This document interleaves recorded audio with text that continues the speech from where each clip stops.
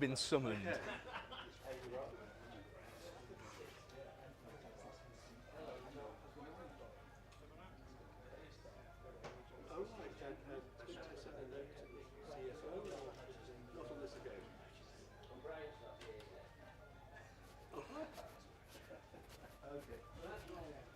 Are you going to be okay with? I move about a lot, That's so fine, I will is be. that right? Yeah.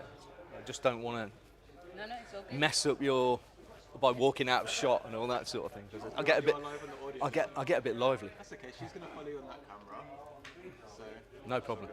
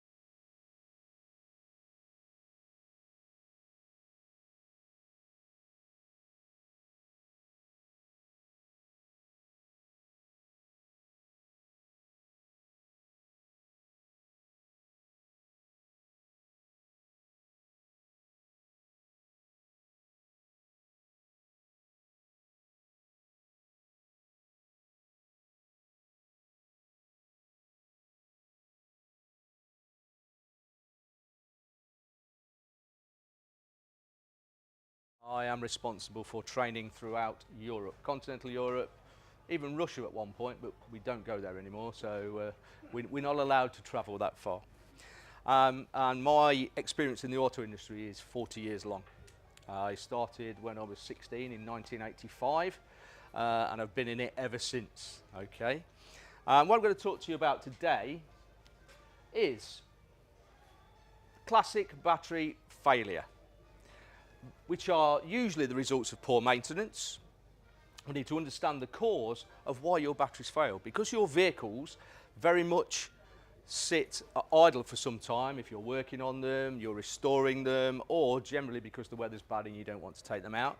Well, this is where the battery starts to deteriorate, unbeknown to you, okay? And the best way to maintain that battery and look after it is to keep it fed and watered, because a battery is a living and breathing thing. It's like you and I. If we don't get fed and watered, what happens to us? We die. A battery is no different. Now, I'm sure you all had experience of battery failure post-COVID, or know somebody post-COVID who went out to their car after COVID, when we were all allowed to go back to work, turned the key, nothing happened. You agree? That happened. We had a lot of complaints about our product, and that was because the battery had not been maintained. It had not been looked after. Because battery failure is the #1 reason why vehicles non-start globally. But it's the most simple item on the vehicle. No moving parts. It's a chemical reaction in a box, okay? And we need to look after that chemical reaction. So we need to understand the causes of battery discharge, and therefore the importance of good voltage. Making sure the battery is in a good state of charge before we try and start the vehicle, because voltage is critical. Now, what would you guys think is the fully charged voltage of a lead acid battery? 13? That's what the alternator puts out to maintain the battery. A battery is 6 cells, do you agree? 6 cells. 2.12 volts per cell equates to 12.72 volts. Maximum stabilised voltage of a lead acid battery with 6 cells. Okay? Anything over and above that is what we call surface charge. And that just sits on top of the plates in the battery until you turn the ignition on, and then that surface charge disappears. And the battery will stabilise, and 12.72 volts should be your maximum. Okay? At the end of that, I'm going to give you a little bit of guidance on how to maintain your batteries. How many of you leave your batteries on charge when you're not using the vehicle, using a maintenance charger? You do? Okay. Some of the time when you can remember. It's a very easy thing to forget. But there are certain conditions that a battery needs to be under constantly for you to get the first start, first time when you actually get to the vehicle. Okay? And that's what we want, because you want to get out on the road as soon as possible. Do you agree? So, damage and failure. There's a misconception across the whole of the world that a battery is a fit and forget product. Now, when I started in the battery industry many, many years ago, there was a sticker on the side of the battery that said MF, or maintenance free. There's no such thing as a maintenance free lead acid battery. It does not exist. We might not be able to pour any distilled water into it anymore, but it still needs to be maintained from a voltage point of view. So any product that we put out, all of GS Yuasa batteries, will never have a sticker on that says maintenance free, because it doesn't exist. You will always have to, especially on classic vehicles that are not used every day, you will always have to check and charge as required, and keep that battery in a state of charge where we prevent permanent damage, which will give you premature failure. Okay? As I said, classic vehicles are predominantly used during the warm summer months when it's nice to take them out, but in the winter months when it's cold, it's wet, well, we've not really had a summer yet, but we're working on it. But in the cold winter months, we usually have them in storage. This is when the damage is done. This is when we need to make sure we check and charge the battery on a regular basis. Okay? If the battery is in long-term use, as in you're using it every day, there shouldn't really be a problem. However, if we are off use, we need to check and charge as required. Does anybody know what the voltage is we should be looking for on a battery to prevent damage? We know what the voltage is at fully charged, which is 12.72, as we've just discussed. A battery will start to damage itself internally, permanently, at 12.4 volts. And the longer you leave it at 12.4 or below, and the further it gets below 12.4, the more damage you do, and the less chance you've got of recovering that product. Okay? Now, I see batteries that have been presented back to me, and it's battery warranty failure. They've got 8 volts in them, 7 volts in them, 3 volts in them. There is absolutely no way that battery has failed for what we call a manufacturing or material defect. It's just not been fed and watered and looked after. Okay? Now, this is putting the onus on you guys. It's like having a child. It needs to be cared for. So, I'm just seeing if this will work. There we go. I'm having a few communication issues today. So, plate sulfation is a natural part of battery discharge. As we discharge the battery, we use the acid up, we create lead sulfate, and this coats the plates. Okay? There is your 12.4 volt figure. When we get to 12.4 volts, the lead sulfate starts to change state. Okay? So this is plate sulfation, and you can see it coating the plates inside the battery as we discharge the battery, and the acid is used up. Because in a battery, when we discharge it, we use up the acid, and we then have more water in the battery. When we recharge, we reconstitute that plate sulfation back into acid. So the acid strength in a battery increases as you recharge it, decreases as you discharge it. Okay? If we recharge in a short space of time, as in you start the vehicle, what automatically kicks in and starts to charge the battery? The alternator, yes. So it's getting charged immediately after discharge. No problem with sulfation then, because that recharge energy reconstitutes the sulfation back into acid, and we recharge the battery, and we're good to go the next time. However, if we leave the battery in a low state of charge, 12.4 and below, that sulfation coating begins to change state.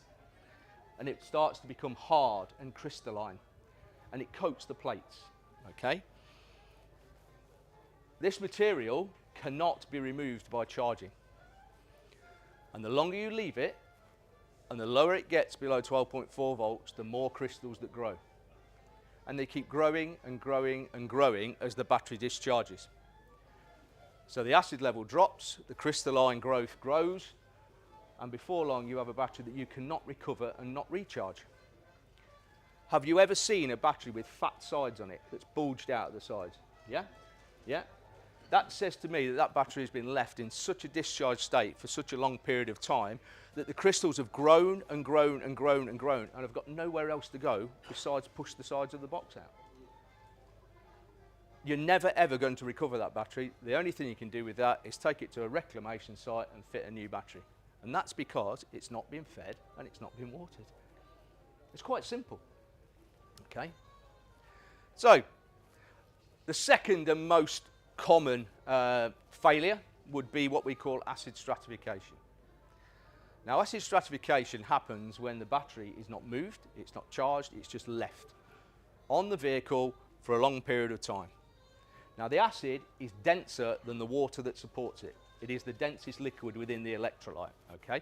So over time, if we're not in this state where the acid is equally mixed throughout the battery and we get full potential out of the battery, over time that acid will sink because the battery is not being shaken around by being driven and out on the road. Also, it's not being charged. Now, those of you that have taken the caps off a battery when it's being charged and looked inside, what do you see happening? Bubbles. What are those bubbles doing to the electrolyte whilst they're percolating through the liquid? Mixing it. So you're getting an equally mixed ratio of water and acid throughout the battery, therefore you get the best potential out of the battery. If, however, we succumb to acid stratification where the battery is not being regularly charged, it's not being driven down the road because it's on the vehicle and being shaken about, we're not getting an equal mix. And what happens, because the acid is denser than the water that supports it, it sinks to the bottom of the battery. You can see the highlighted green area. Yeah? Okay?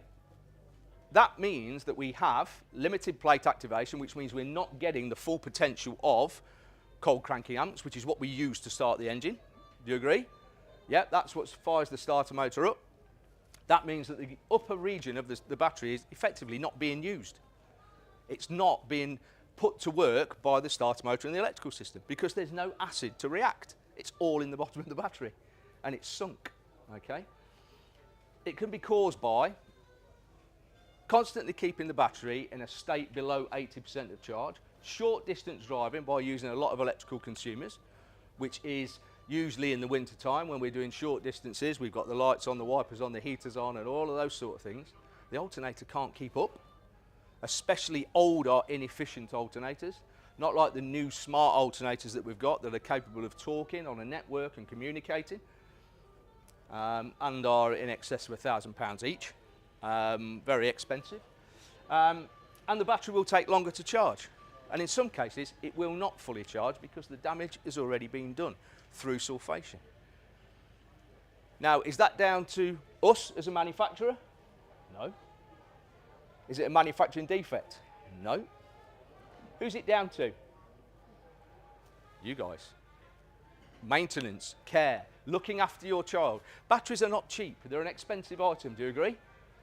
Okay? They're getting more and more expensive. And sooner or later, we will be taking lead out of the automotive industry completely. It's got a sunset date of 2030 from the EU. And then we will all be moving over to lithium. Now, lithium starter batteries are £1,000 each. But for your classic vehicles, that won't matter. Legacy batteries will still be available. You'll still be able to use 100-year-old technology that is lead acid. It will not completely disappear. The aftermarket and you guys as classic owners will still have the ability to buy a lead acid battery. So let's understand the causes of battery failure. So, when we manufacture a battery and we charge it for the first time, we start a chemical reaction inside that cannot be stopped.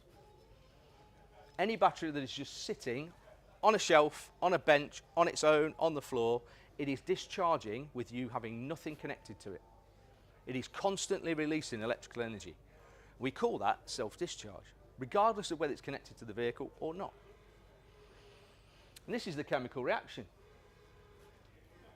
And what we see, and you will see on the right-hand plate, is a little white circle that says lead sulfate. It will appear shortly, okay? Because this chemical reaction doesn't stop, what happens to the battery if you leave it for a long period of time? And you're doing nothing to it. Also, if you're connected to the vehicle, what are you supporting on the vehicle? Depending on the level of sophistication, you've all got a clock, yeah? On the more sophisticated vehicles, you've got control modules that stay awake and all this sort of thing, and this is what discharges the battery while it's attached to the vehicle. Plus, it's got to really contend with natural self-discharge, okay? And the rate of battery self-discharge is really dependent on A, the level of electrical consumers on the vehicle, and B, the temperature of the battery itself. Because as I said before, a battery is a chemical reaction in a box. Okay? So, temperature affects it, on or off the vehicle affects it, and the power consumption of permanently controlled loads. Okay? So that is your clock, your control modules, and anything else that is permanently connected to that battery whilst it's sitting on the vehicle, on the drive, or in the garage. So, discharge rate, temperature related. At 10 degrees C, a battery will self-discharge without being connected to anything at 0.1 volts per month.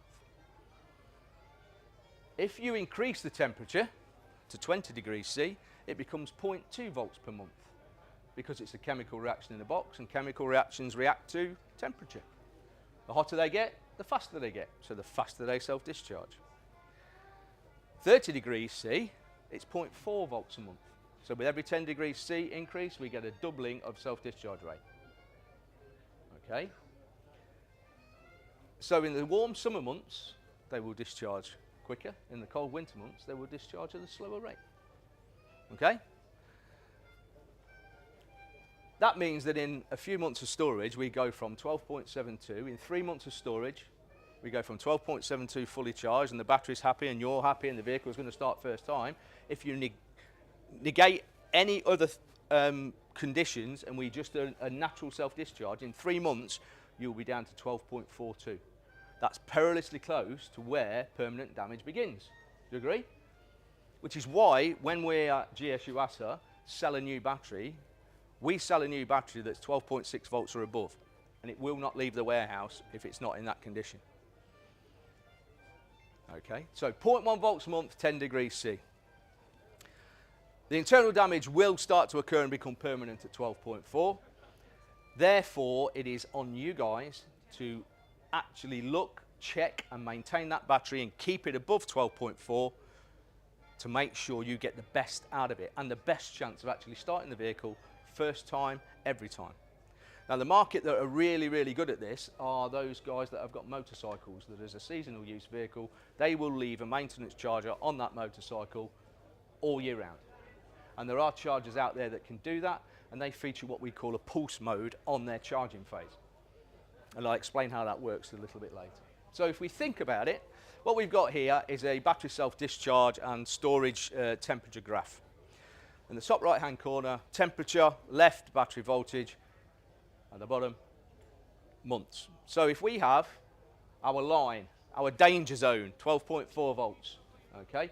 At 12.4 volts, that's when the damage begins to become permanent. If we leave our battery for 3 months at 10 degrees C, we have that, okay? So 0.1 volts a month, 10 degrees C will take us down to 12.4 from a fully charged voltage, okay? If the temperature increases to 20 degrees C, we have 6 weeks before that battery goes from fully charged to danger zone. And if it's 30 degrees C, we only have 3 weeks.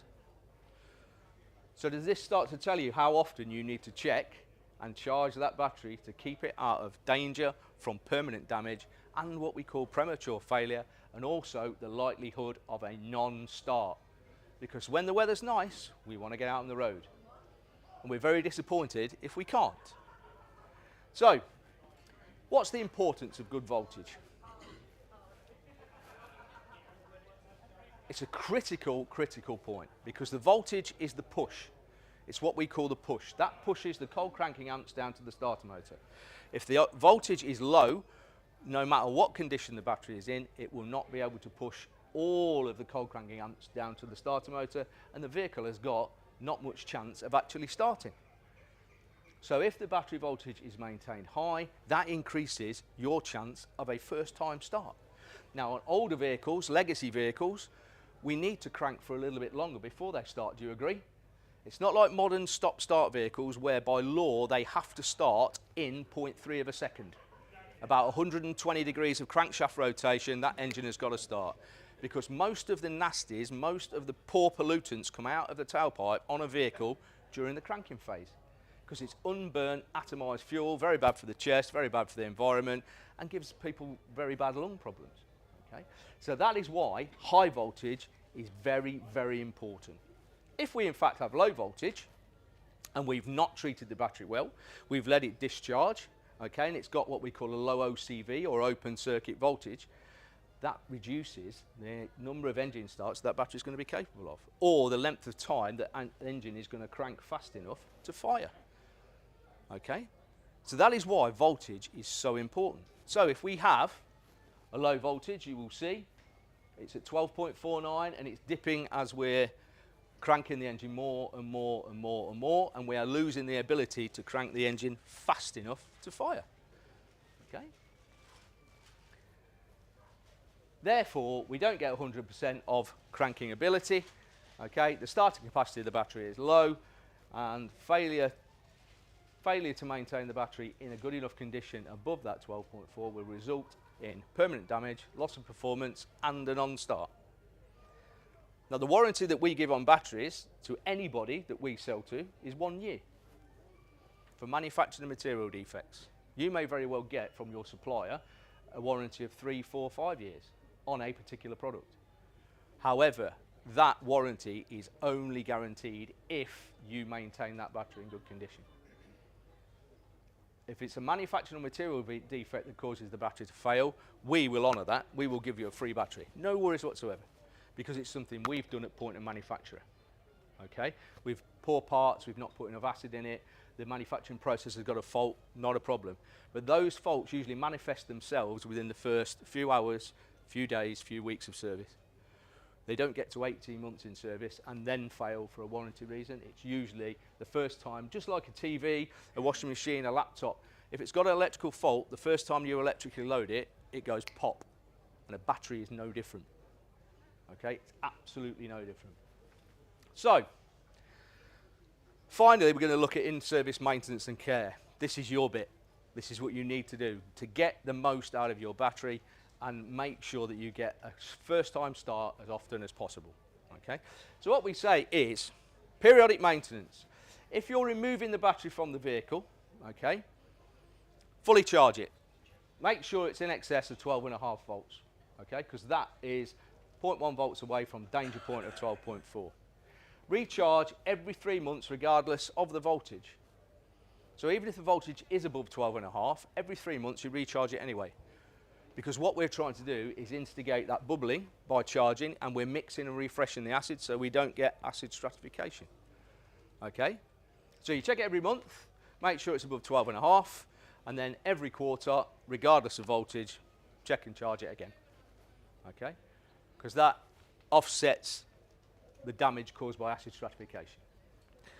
If in fact you are keeping a battery on charge full time, which is constant maintenance, you need to use a smart charger that features pulse mode. Now, most intelligent chargers have multiple phases of charging to make sure the battery charges efficiently, quickly, and gets up to the best possible condition. Now, we're interested in there at phase 8, which is pulse. And you will see that the charger is being switched on, switched off, switched on, switched off, switched on, and switched off. Now, this is intelligent charging, and what this does is monitor the battery every second of every day, of every week, of every month, of every year. And when the battery discharges to a level of voltage that's set in the software of the charger switches on and charges the battery back up. It then switches off and monitors the battery again as it discharges. Then it switches on and charges the battery back up. So what you will see in the left-hand column, column 8, is an on-off, on-off, on-off scenario, and that is the charger maintaining your battery in a full state of charge, ready for when you want to start the vehicle. And you can leave that charger on for as long as you like. It will not damage the battery, it will not damage the electrical system on the vehicle, but what it will do is make sure that battery stays away from the 12.4 volt danger zone. Now these are relatively cheap compared to a classic battery for a classic Rolls-Royce or Bentley. 40, 50, 60 pounds, but there is a rule of thumb with charging. Your charger must output minimum 10% of the amp hour capacity of the battery you're charging.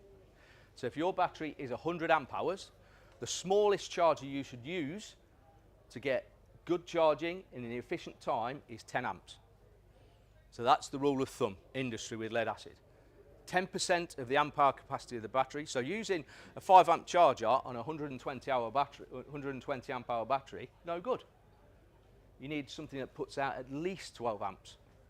So the bigger the battery, the bigger the charger. Okay? If you've got a small battery and your charger, let's say your battery is 60 amp hours, you can put a 25 amp charger on it if you want, but all it will do is charge the battery up quicker. It will not damage the battery, it will just charge it up quicker. Okay, so remember that. 12.4 volts is danger, 10% to charge up. Make sure you're using the intelligent charger. Okay, that will maintain your battery in the best possible condition for when you actually want to start the vehicle and get out on the road. Hope you got something out of that. There's a little bit of chemistry, a little bit of technical, a little bit of facts and figures. There's a lot going. I can see some of you are going to be rushing home now and going on the internet and buying chargers and all sorts of stuff. Yeah. Always buy Yuasa though, please, if you don't mind. Yeah. Yes, young man. Can I ask a question about the majority of batteries that are on sale in Halfords, for example? They're no longer lead acetate, as far as I'm aware. They are. They are. And Halfords are our batteries anyway, just with a different label on them. But you can't top them up. No, sealed. They have what we call a recombination type lid. Because when we discharge and recharge a battery, we produce gas. Does anybody know what those gases are?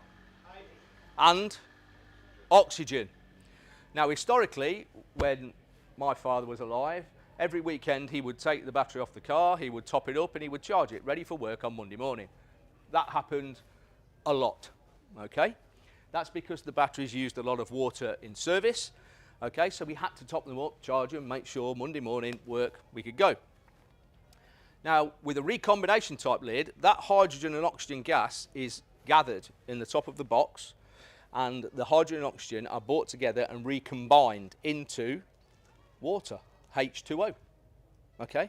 Those water molecules come together and they keep being drawn together by the technical design of the box until they form droplets of water that drop straight back into the battery.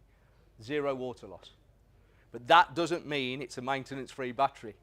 It's still lead acid. It may very well also need food, which is voltage and electrical energy in the form of current.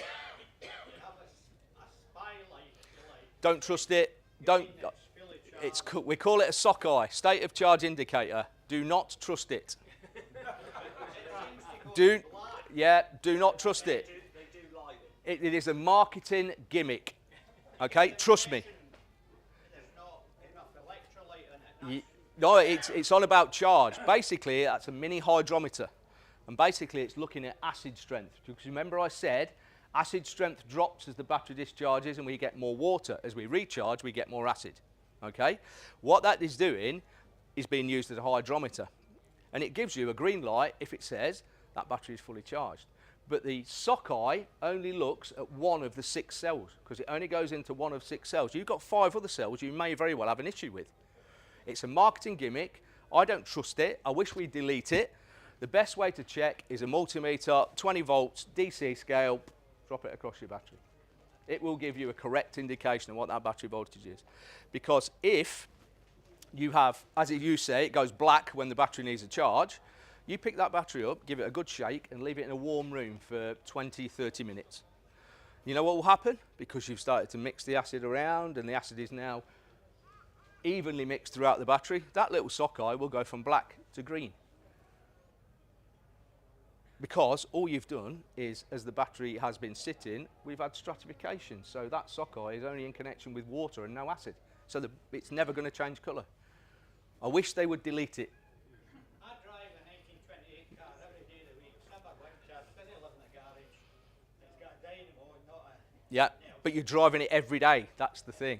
And it goes to black. It's been at black for months. Yeah. And yet it starts instantly. Yep. And Yeah, there's no electronics in a car whatsoever. That's why we don't trust it. When's it going to die off?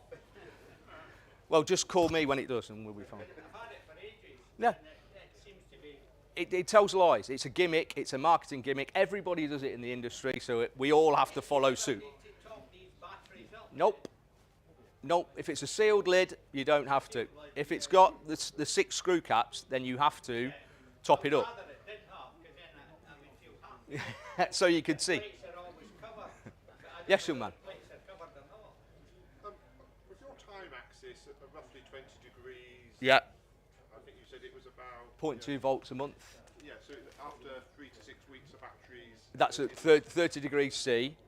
Okay, that would be 0.4 volts a month. So from 12.72 down to 12.4. That's all you've got before you reach damage point. But if you go into most motor factors, you go into your local Halfords and you see a nice wall of batteries. Yeah. You never see them charging them. No. And I would be shocked if the turnover of those batteries is every 3 or 4 Well, weeks. you would be surprised. We supply Halfords, okay, and they are a £48 million contract to us per year. And we ask them to do the same thing as we ask all of our distributors to do, which is the same processes that are used at the likes of Morrison's, Waitrose, first in, first out stock rotation.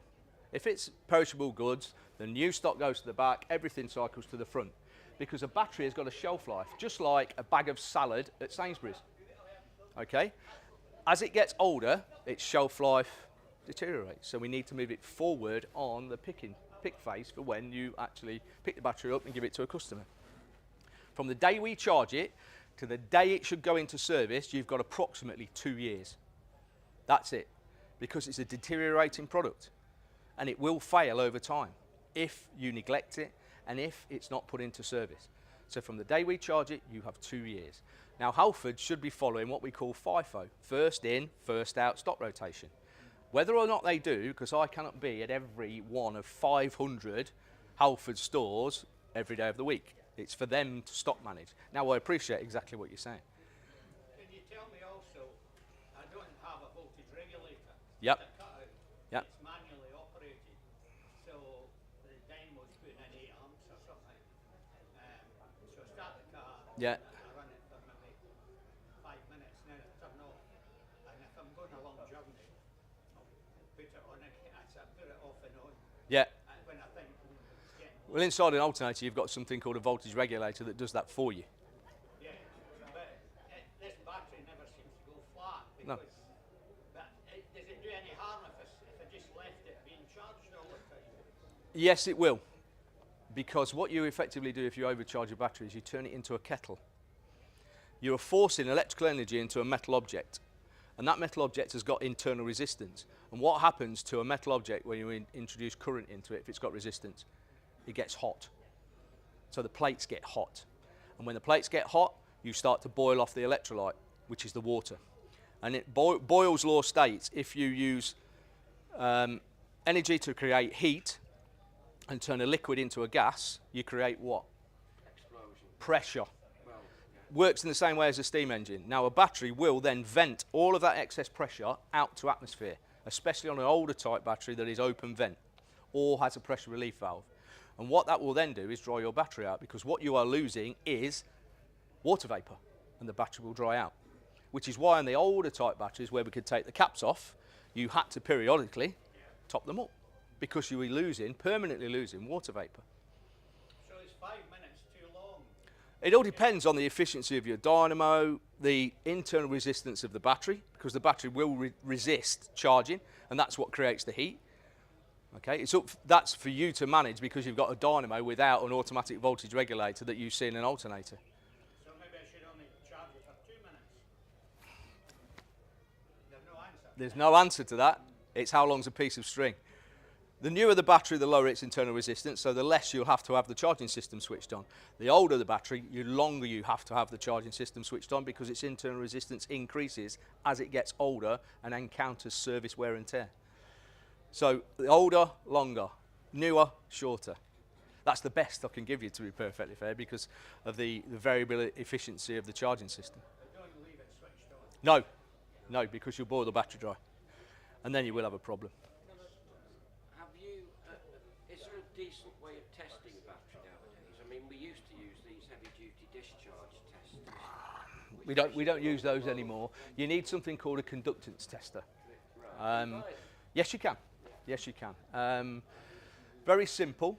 It's just a plug on. All you have to do with it is when it asks you, it's guided diagnostics, it will ask you for a cold cranking amp specification from the battery. You will put that in, it will carry out a simple, very simple electronic test where it passes a fixed frequency AC pulse through the internal structure of the battery, and it will go from the positive to the negative. It knows what's going in from a fixed frequency and it knows what's coming out, which is different to your initial frequency. It then carries out a calculation and will give you what we call a state of health, which is the amount of cold cranking amps left inside that battery. And that is what we're interested in, because what gets lost is there is a difference between state of charge and state of health. The battery can be in brilliant condition from a voltage point of view, but if the state of health is poor, it still won't start the car because you've used up the material inside the battery over a period of time. So it's a conduct. It's a discharge test. Discharge testers we do not use anymore because a starter battery likes to live at 95 to 100% of charge. When it's fully charged, you start the vehicle, you take about 5% of its starting capacity out. The alternator on the vehicle then jumps in once the engine's started and puts that 5% back in. A high rate or a drop tester, discharge tester, takes that battery way out of its comfort zone just by testing it. So you're damaging it by over discharging it, and then before you can put it back on the vehicle, what have you got to do to it? Recharge it, and that destroys the plates inside the battery. So that's why we don't use high rate discharge testers or drop testers anymore. It's a conductance tester handheld. You can get them for about £50. Because they were dangerous anyway, the discharge testers. Well, that's when most battery explosions occur. They were usually asbestos. Yeah, asbestos plates, yeah. And a spark, of course. Yep. Well, because most battery explosions happen just after you take them off charge, and you really, as soon as a battery comes off charge, you should leave it for 4 hours to stabilise before you do a test on it. But most technicians or anybody messing about with the battery, the first thing we do is take it off charge and put a drop tester across it. Well, there's hydrogen and oxygen milling about. And then when you put the drop tester on, what do you get at the posts? Sparks. Boom. And you end up looking like me then. No hair, no eyebrows, and in casualty. C-Tech chargers. Yes, very good. Any comment to make? Very good. Very good. Well, we used to sell C-Tech chargers as a rebranded Yuasa charger, so if it was no good, we wouldn't be using it. So yes, very good. But just make sure you follow that 10% charging rule. Okay? So the amp hour capacity of the battery dictates the size of charger you need. Okay? Why does a new battery, this happened to me in 2 or 3 times, 1 or 2 years old, suddenly not work anymore? As in, what? Connected to the vehicle? I put a new battery in, Yeah. good brand with Bentley Yeah. on it, How often do you use the vehicle? very fewly, but And- it is all my vehicles have a trickle charger. Okay. Is the trickle charger the same as we were just talking about here? Minimum 10% the amp hour capacity of the battery. I don't know. So that's what you need to find out, because no matter how much energy, if your trickle charger is only 2 amps and your battery is 120 amp hours, that trickle charger is struggling to overcome the internal resistance of the battery before it even starts to charge it. So over time, you will encounter this self-discharge, and once you get to 12.4 or below, the damage is permanent, and you're not driving it frequently. So underuse, poor charging, and maintenance is what's causing those batteries to fail. Look at the battery charger. Make sure it's within 10% or minimum 10% of the amp hour capacity of the battery, and then go from there. Put your electric cells now. That probably only produce Hillier amps. I've got a 1912 Go built the same year as Titanic, and it's I only have it for an electric bilge pump because it's a hand crank engine, which is no fun. Yeah. Well, it starts very easily useless. But I have a photoelectric So you got a solar panel. You got a solar panel. The solar panel, if you've got a 100 amp hour battery, your solar panel must be minimum 120 watts, which is a big solar panel. Because a solar panel of 120 watts divided by the 12 volts of the battery will give you 10 amps. Simple maths. Small solar panels on big batteries, never going to work. Never going to work. Do you have any comments on the use of reconditioning or desulfating? Yes. In Don't do it. Don't do it. The batteries are sealed now, so you can't get the tablets in. And the tablets never, they give you a false acid. Basically, it just increases the strength of the acid. That's all it does over a short period of time. On the CTAC chart, you've got that as an option. Desulfation mode. Yes. Desulfation mode will not recover a battery that has been left in a discharge state 9, 8, 7 volts for a long period of time. That sulfation crystallization, as we spoke about earlier on, is permanent. You can't get it off. That desulfation mode will work perfectly if you've left the lights on overnight, or you've left something on over, or the boot light has remained on, or so, but only for a short period of time. So overnight, 24 hours, 48 hours, that's when desulfation mode will work. Other than that, if it's left for a long period of time in a discharge state, that desulfation mode is never ever going to recover that battery. So it's only for short term, low voltage. 24 hours, 48 hours, that type. Is that it? I think, yeah. Because I'm running over time, I'm conscious of time, and fine. Suzanne. I'm conscious Ian's got a very important birthday party to get to. I have, yeah. He came very early this morning. He was here before me. So thank you so much. No, thank you I for your think time. You can tell we've taken a lot from it. Good, thank you very much indeed. Thank you very much. I will be around afterwards if we want to have a little chat. No. Well, it's an 18th birthday. Do I look 18? You can be nice. You can be nice. And then there's a full seminar program. It's the Southside program if you haven't read it. Next up, 11:15 RR horror stories. A bit of fun with the Rolls-Royce and Bentley Specialist Association in here. Brilliant. Thank you very much. Is that okay?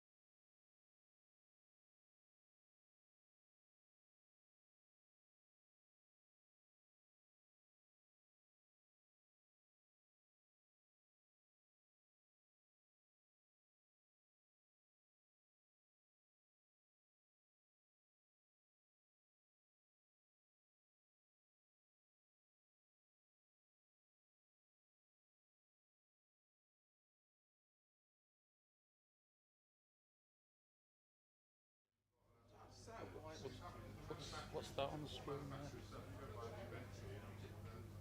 there? That's a disabled parking sign. Where's that come from? It's on the wall. It's on the wall. Yeah, you might. He's not answering his phone. He's playing music in the middle or something. Did you plug the thing in? Yeah, because he's working on the other. Yeah.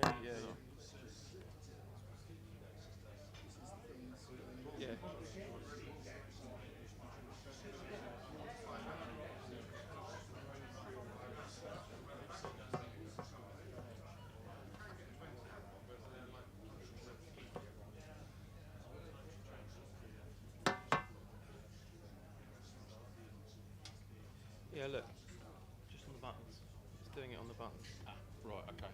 Which is easier to jab at. Yeah, okay. All right. Thank goodness it's there. It's not.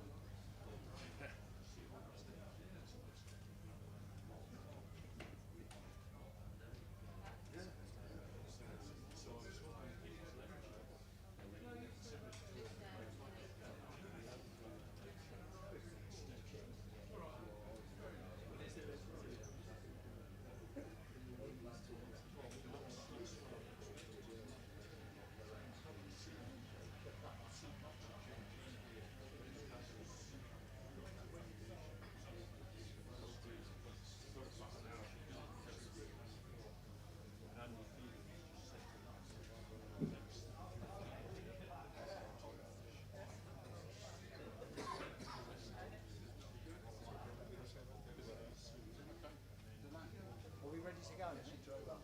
Yeah. So just crack on. Yeah.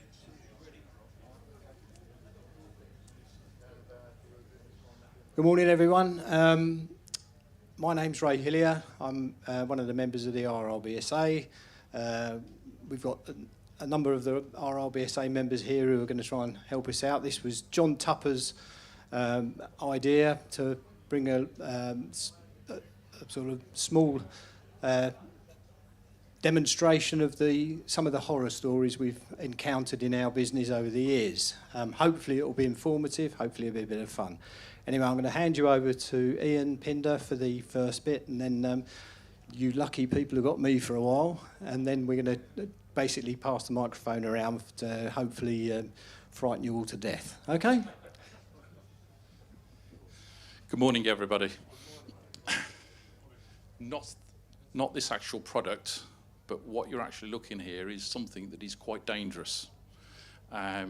We had a client a few years ago, got a silver cloud, and the tool area in the boot was a bit scruffy, and he asked us to give him a price to repaint it, and he said, "Oh, I'm not going to pay that sort of money, I'll have a go at it myself." And this was just prior to Annual Rally 17.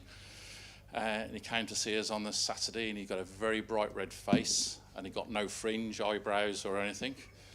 So I said, what's happened here? And he said, "Well, I left it a bit late, and I wish I got you to do the job now." So he said, "I cleaned all the spare wheel carrier out," and he said, "I sprayed it all, and the paint wasn't drying very quickly, so I got my hot air gun out, went hot air gun in there," and he said, "Next thing you know, massive explosion," and he said, "The result is my face."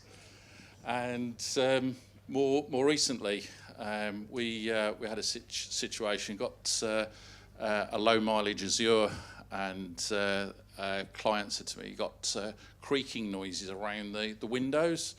And I said, "They all do that, sir.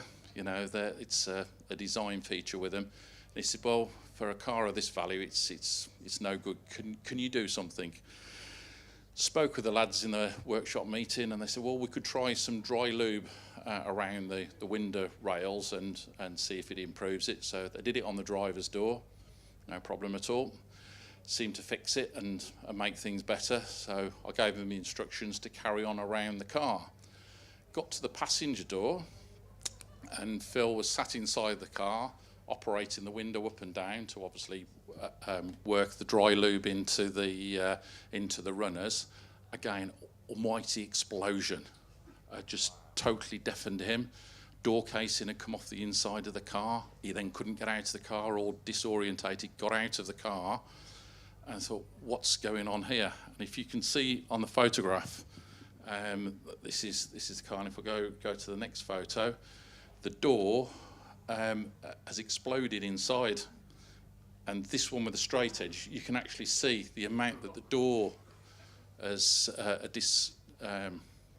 distorted.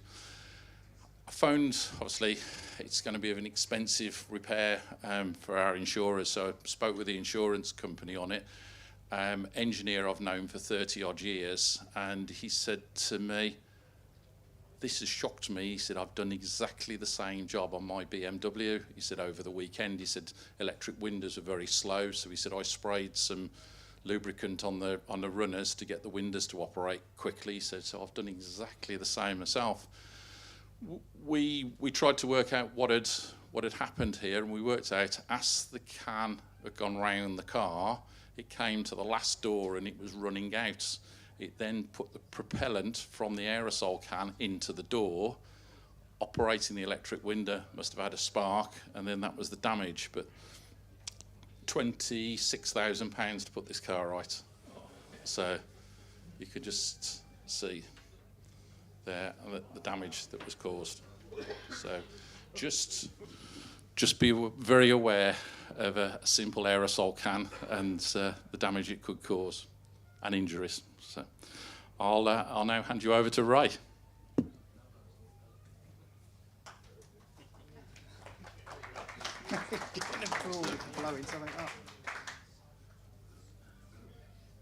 It's the first time I've heard applause for blowing something up. So.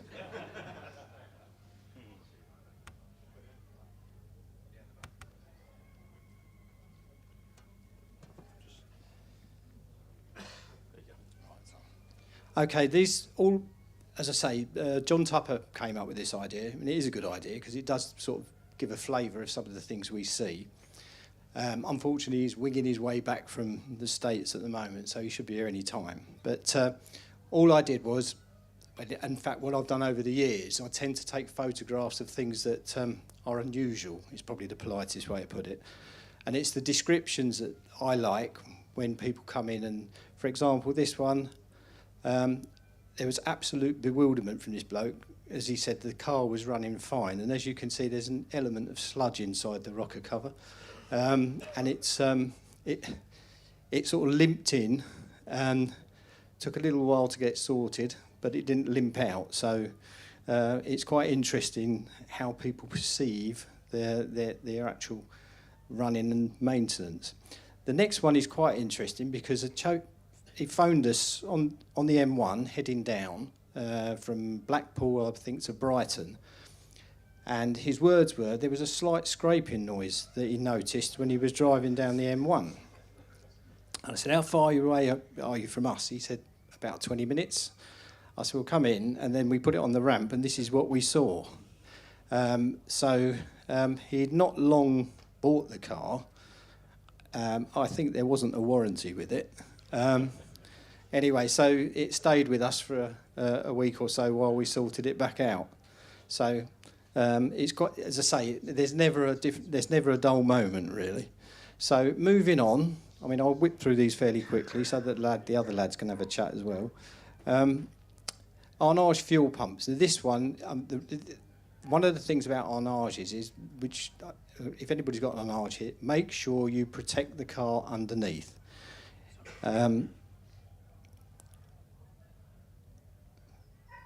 Okay. There you go. Right, thank you. The one thing that they scrimped on when they made the Arnages was protection, and it's a real annoyance to us in the trade. You need to, the product that was used on, this is getting a bit serious, the product that was used on the SZ series was something called Tectile, made by Valvoline. Very, very good product. But for some reason on the Arnages, they didn't put it on. I don't know whether it's weight saving. That was something that was said to us, which seems a bit crazy, but that just shows you that sort of, you need to make sure that the cars are as good underneath as they are on top. Then they'll be fine. But it's just an observation of mine that protection is the key. Okay. Yes, it does. All right. For some reason, I mean, there was a sort of slightly cynical view that when they used the BMW engines, there wasn't enough oil pouring out of the engines to protect the rest of the car. Anyway, just a view. Okay, right, now the next one, you never know what you're going to find on the inner wing of an R-Type. This is a desiccated rat. These are some of the objects that we find from time to time. This was a car that had been abroad, so unfortunately we're not actually completely sure of what the species was, but it was something that we couldn't quite work out what it was that was jammed up the front, and there it is. Okay, so another little one. Now, Silver Spirit and Bentley Turbo road springs. The rear spring pans, to an extent, are a weak point because the drain holes aren't really in the right place, and they collect water.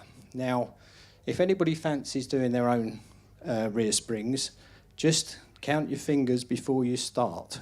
There have been some serious issues with these, and you need, if it's got to a point where the car looks rusty, it's better to drop the trailing arm, simply because when you take the spring out, it is held by the two plates, top and bottom, and you're using a threaded bar through the spring to hold it in place.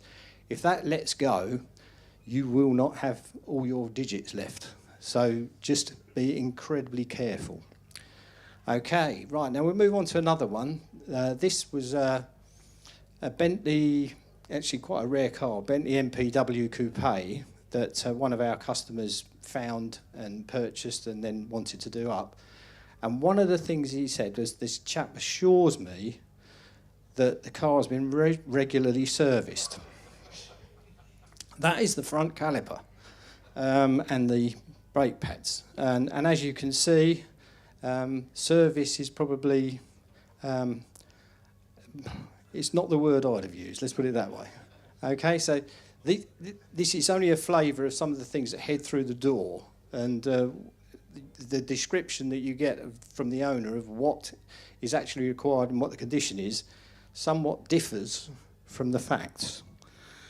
Okay, this is another one which is quite interesting as well. This was one of our, he was a sort of infrequent customer. I'll explain that in a minute. But he had this squealing noise from his rear brakes, and it was really, really bad, but then it disappeared. But he was using a lot of mineral fluid. Well, basically, he was lubricating what was left of the disc and the pads. He was quite an interesting character, actually. Some of the lads know about this chap. He ran a hostelry not far from Hunt House. And his other thing was, he'd actually spent a little bit of time in a hotel run by HM government. And anyway, he was an interesting character, to say the least. I mean, Ian vouched for that, because he's had a conversation with him. He had one of the other things I really dislike are gas conversions. I know they're supposed to provide economy, etc., etc., etc. But interestingly, this same chap had the gas conversion done by someone, and we kept saying to him, "Look, Tony, this car smells of gas." And he said, "It doesn't." And I said, "Well, my nose says it smells of gas." Anyway, I said, "Take it back to the people who did the job."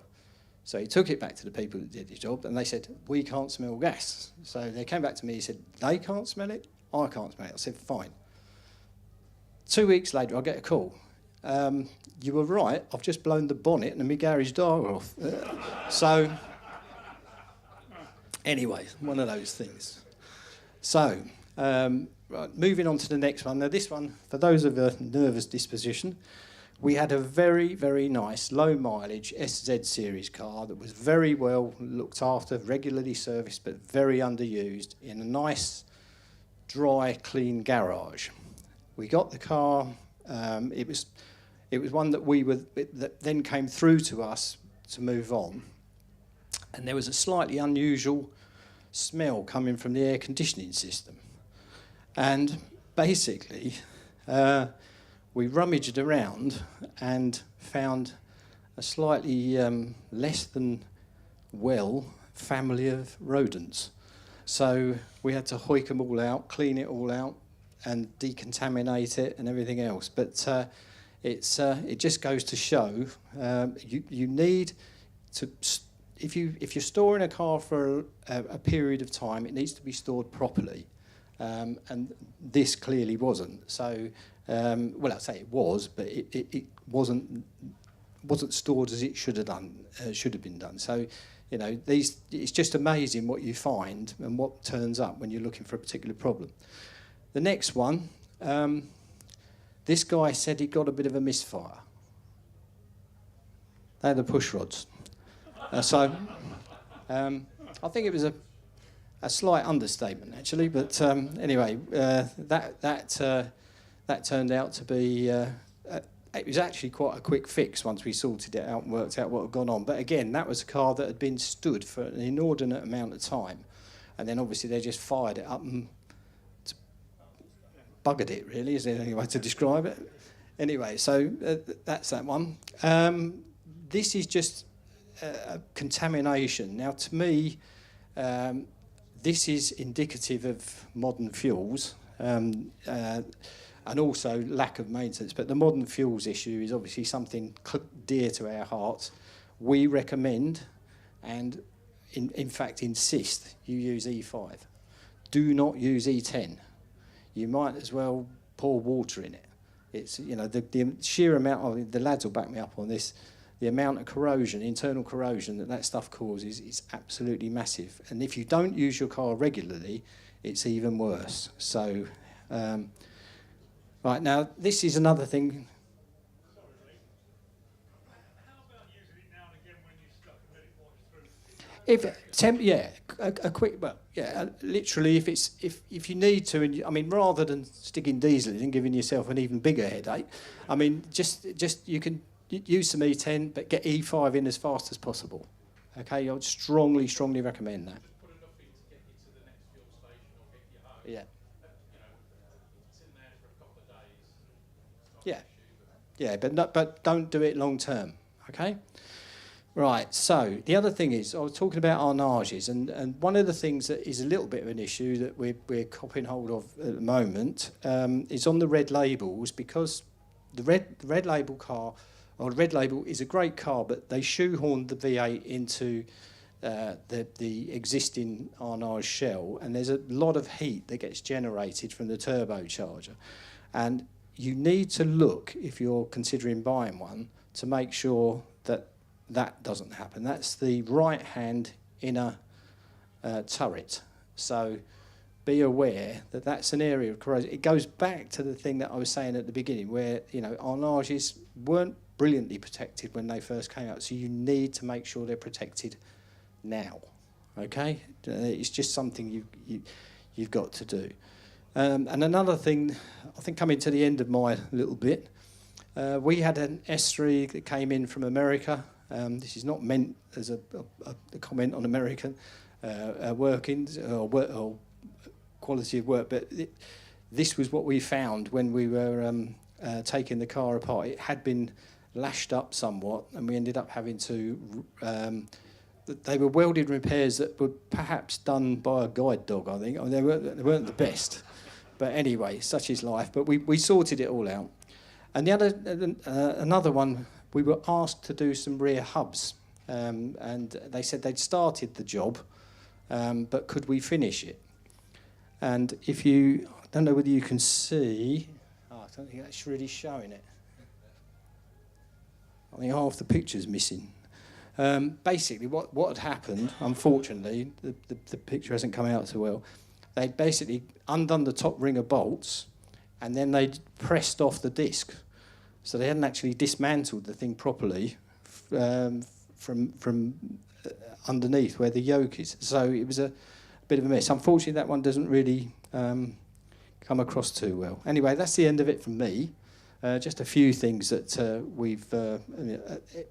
I've got loads more. I mean, I could bore you witless for hours, but they're all at the workshop. Anyway, I'm going to pass you over to the lads. Anybody else want to give a horror story?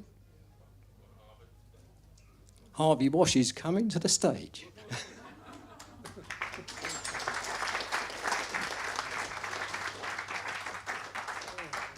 Well, good afternoon all. As he said, I'm Harvey Wash, 50 odd years of repairing your cars, etc. I'm really surprised you're all here, because I would have thought, Tom, you've listened to us, nobody would want to buy a Rolls-Royce or run one or own one, but hey-ho. Too late. Oh, well, there you go. You can always change. There's a good John Deere tractor place down the road if you want. Now then, I haven't got any slides. This is just a few things that, memorable things, mainly not sort of so much mechanical, but related to animals and cars and stuff. One of the things that I remember from my very early days was a client of ours who, a lovely lady, had a massive house and big grounds and all that, several old cars, and lots of animals roaming about the place. She contacted us and said, look, I've had this problem with this noise in the car. So I think, okay, can you be a bit more explicit? She said, well, I can tell you what it is, but I'd like you to try and stop it happening. I said, right, carry on then. She said, well, so I'm driving along and I can hear this whimpering sort of type noise, you see. So I said, fine. So I said, well, what happened? She said, well, I took the car back home and left it in the garage, and then come back and I suddenly realised I've my cat missing, sort of thing. So she opened the bonnet and the cat was still dancing about on top of the hot engine, sort of thing. So if you've got animals, check how many you've got before you leave. It's one of my things. Luckily, the cat, after a bit of veterinary treatment, did recover its burnt feet, etc., etc. But I mean, it had a really lucky escape, because somehow or other it got in there but managed to jump on top of the engine before it really set off. Another one, we used to buy and sell a few cars, and we bought this car in, and I'm reading through all the paperwork, and it was a lovely it was a Silver Shadow, a lovely car, nice colour, and looking through the paperwork, there was this reference to a squirrel, you see, in the car. So intrigued, so we go into it further, and then there's another mention about the squirrel is still relevant and prevalent to the car because I opened the boot and it jumped out, and that was the mechanic, you see. So we sort of thought, oh, well, okay, that must have been a year or so ago. Anyway, you're suddenly aware of noises and smells from the car. And sure enough, we have a squirrel in the car. But it wasn't in the boot. By this time, it had got into the sills, which is the section under the doors. And we couldn't do anything with it. We just couldn't reveal how this thing got in and out. And bear in mind, a squirrel's not as small as a mouse. So it had to have quite a big orifice to get through, but it did. Well, the end of the tale was that we had to cut the bottom of the car out to remove the said person, squirrel, whatever, and then they dragged out bucketfuls of nesting material, etc., etc. So another repair to put it back together and have it painted, etc. We didn't make a lot of money on that car when we sold it, but from that point on, and funnily enough, the client who bought it was a regular customer of ours, but we always, from that point on, called the car Squirrel, needless to say, sort of thing. But yeah, that was a most unusual one for us. On another rodent story, chap with a GT. Quite an interesting car. He was a military man, so he used to go away on manoeuvres, etc., and come back once and found that there'd been some mice or something had eaten part of the upholstery. Okay. So well, the best thing to do is get hold of the insurance company. they'll sort it all out for you. Anyway, the insurance company allocated a body shop for him to go to. They took the car apart, found more damage, took more of the car apart, and eventually there's nothing more than an interior shell of a car. And at this point, the parts supply for the car parts that they want was not available. And they couldn't get any second-hand parts to replace it or anything like that. Nobody wanted to trim it to the standard that it was, or the type of trim. And the plastic components, etc., were all damaged as well, that they couldn't get. They wrote the car off for the sake of a mouse. So if you've got mice in your garage, get rid of them pretty quick, or better still, get a cat. But yeah, that's just some of the things. Now, a lot of you probably have got an older car from early pre-wars, say right up to Silver Shadow type cars. A lot of the cars have a tin cover or metal cover over the top of the battery, and then there's a plastic cover or something like that on top of that. But a lot of these things get lost. So you'll find you've got a car with a battery and a metal cover. So what happens, you've left it too long in the garage and the battery's gone down on power, so you boost it or jump start it. Or whatever you do, put the cover back and secure it, because several times people have gone down the road with the cover in the boot. They thought, well, give the car a run just to charge the battery up a bit more. And you go around the corner and it slides across the boot and it falls in and it puts itself across the battery terminals, and you start a very interesting fire in the back of your car. Or in the case of the late 40s, early 50s cars, under the driver's seat. That's quite noticeable at that point. But it's just a few things. I haven't got a lot of screen stuff because I sort of was a last-minute addition, shall we say. But anyway, thank you for listening, and I'll pass you over to another colleague.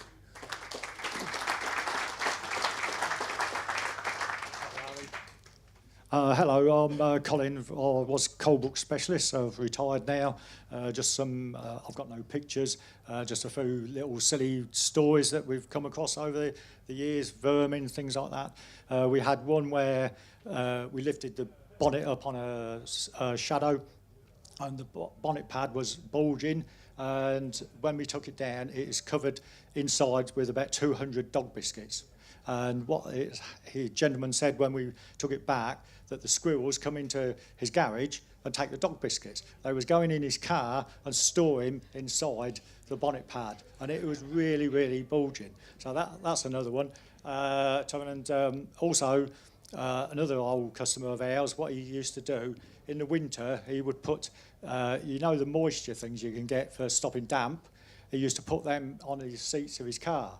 But they was slightly at an angle, and when they get a lot of moisture in them, they turn and would go over the top. He brought his car in, and they'd shriveled all the leather in his seats, and he'd done all 4 seats, and that, and if he'd gone and had it gone through the insurance, that would have wrote the car off. So if you do put them in your car, put them on the carpet, put them on the floor, just leave them flat, don't leave them at an angle. So that's another one.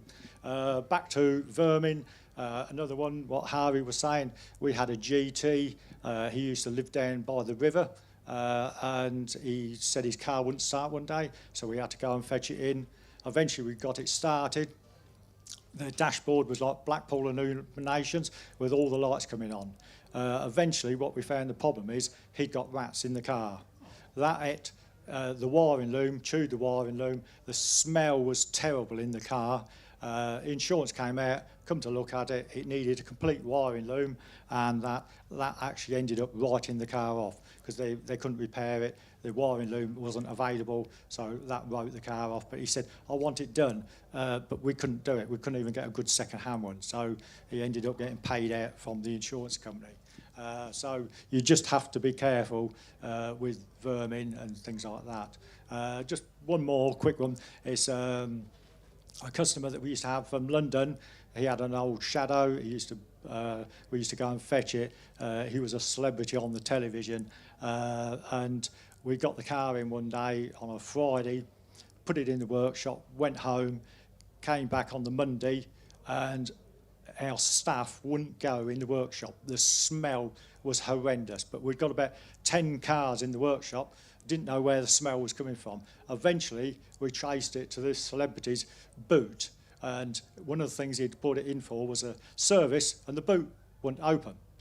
We turned around and the smell was so bad, like I say, some of our staff wouldn't even go in the workshop. So we had to go around sniffing these cars till we got to find the boot lid. It was from his boot.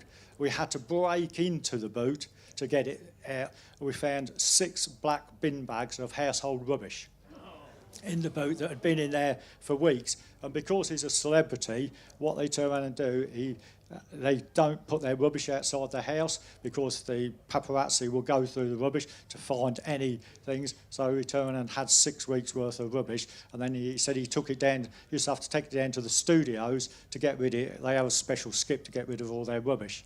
But he'd left it in there and forgot about it, and then the boot lock broke as well. So that was a slight, and it was rank, but it took us a little while to get into it, but it did stink. So I think that's about it. I've got nothing else to say. Anybody else? So any questions, anybody? Oh, look, just one other thing. We was talking about E5 and E10 fill.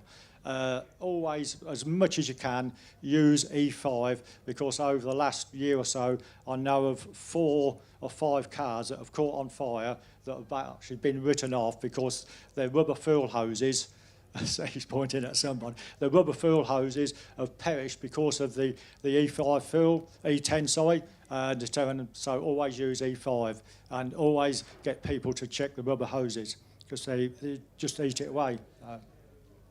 Okay, anybody else? Yeah.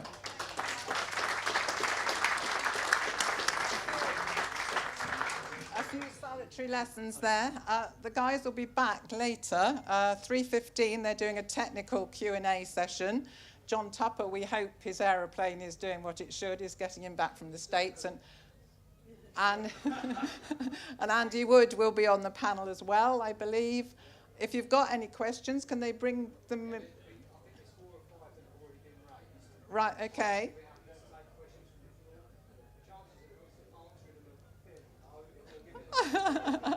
So that's at 3:15. Next up in here is Mermie, Karger over there at 12. She's going to tell you all how to identify every car by chassis type from Silver Ghost onwards. So don't miss that. Okay, thank you. Thanks very much, guys. See you later.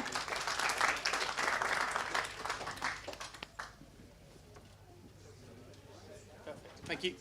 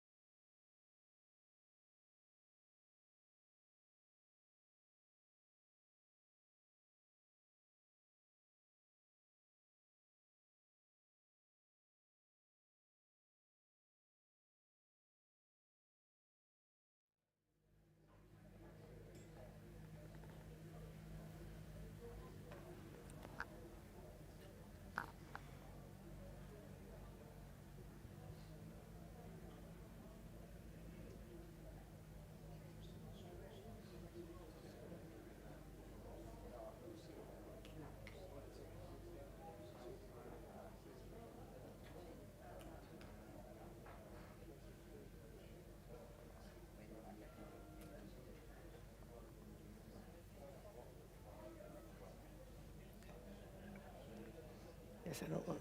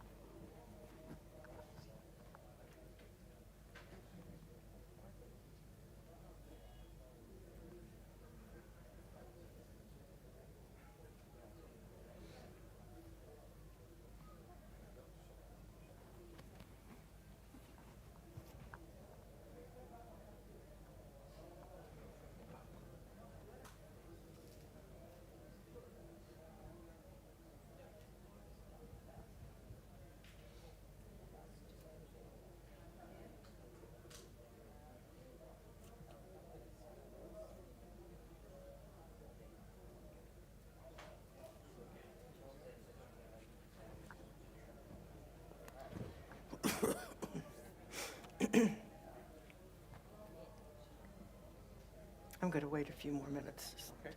Anyway.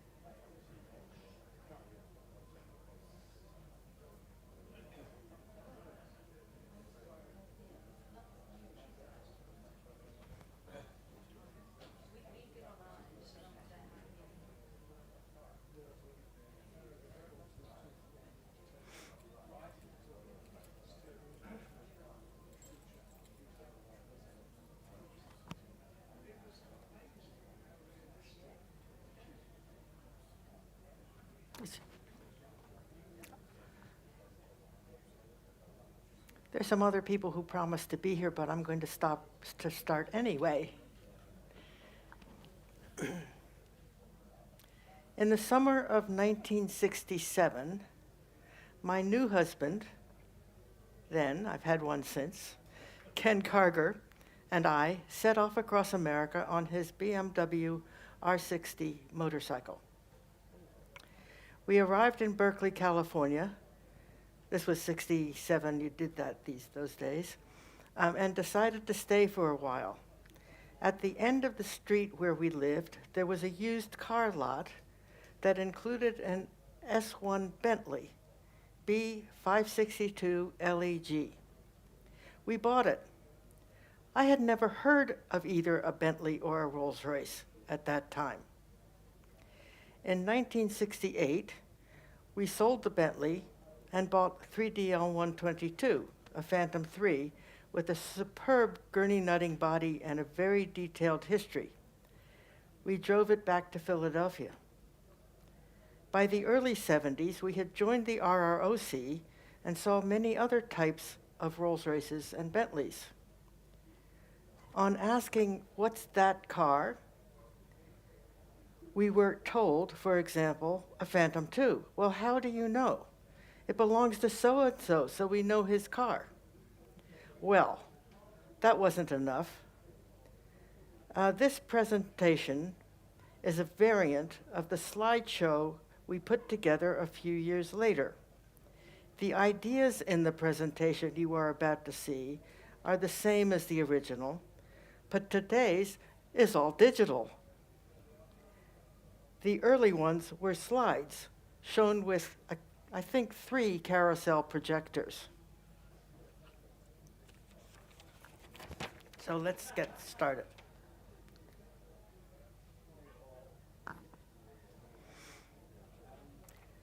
Rolls-Royce and Bentley motor cars, Silver Ghost to Silver Shadow, with a bit about the later ones. I know it says up to now, but when we get to the after the Silver Shadow 2, there'll be a great big list, and you'll see why they're no more than that. But those are just a few examples.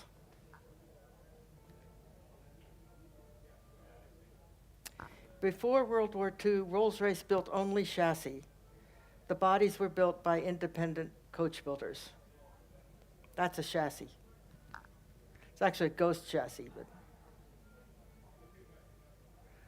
large pre-war cars. Silver Ghost, 1907 to 1925. Phantom 1, 1925 to 1929. Phantom 2, 1929 to 1935. Phantom 3, 36 to 39. Silver Ghost. Here are 4 examples. And then we get to this. What you can see from the outside, with the exception, I'm showing an engine for a Silver Ghost because it is so spectacular. There are no radiator shutters. There's a permanent starting handle. You can see it just hanging there. It has no front spring shackle. Now the shackle is the thing sticking out, well, where it's pointed to, here. Later, there'll be 2 of them, but on the Silver Ghost, there's only 1. No front brakes unless somebody snuck some onto them. And it has an extra oil tank that's in behind the wheel, on the spare wheel on this one. It might be easier to see, but it carries extra oil, obviously. But it has those things, they all have it. And you understand about the word all, that is pretty close to all. And I don't know why they wouldn't, so. Okay, those are the details. So let me tell you now that if you have any interest, give me your email address and I will send you a PDF of the slides that have the arrows in them, not the whole thing. And here are some examples. I think you can you read what's beside, the words beside it, okay? I think I don't need to read them out loud then. But these slides do 2 things. They show, they show their different bodies that are put on, really. Good afternoon, ladies and gentlemen. Interesting announcement to make. We've got an additional presentation that isn't in the programme. At 2 o'clock this afternoon, the lovely people at the International Burghley Training College are going to do a steaming demonstration. So we're going to talk about all things wood, how we bend wood, and although we're boat builders, we're going to show the link how these early techniques were used in early car manufacture, even the roping, the nailing up. Please come and join us at 2 o'clock for a fascinating talk on steam bending oak and roping. We are in the lovely spot opposite the main block of toilets, so it's very convenient for everybody. Hopefully see you later. Thank you. In Springfield, Massachusetts, Rolls-Royce opened a factory to build cars there. Now, there were 2 simple reasons: the American market for Rolls-Royce cars and the availability locally of good mechanics. Massachusetts has been an industrial location for a long time. And so they built Silver Ghosts and Phantom 1s. The Silver Ghosts, 1921 to 1926. I'm going to talk about white wall tires later, but these pictures were all taken in America. So we tend to have white wall tires over there. Okay, the Ghost has hubs, the wheel hub has a depression in the middle. which you can see right around in there. Okay. It has the permanent starting handle. It has no front brakes, no spring shackle, it has horizontal radiator shutters, and it doesn't say on there, but the lamps tend to be the circular ones. I forget whose name they are. Something else I'm going to say about it. The early ones had right-hand drive and the flat Dunlop hubs. They also had chassis numbers in the same series as the chassis numbers on the British ones, so you can't tell by the chassis number. And Springfield Ghosts have no extra oil tank, one that the regular Ghost does have.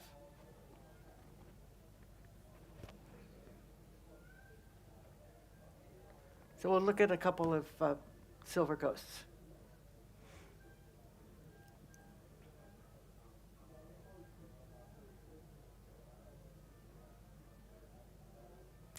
Now the Phantom 1, the new Phantom, I'm going to come back to the Springfield Phantom after I show you the new Phantom.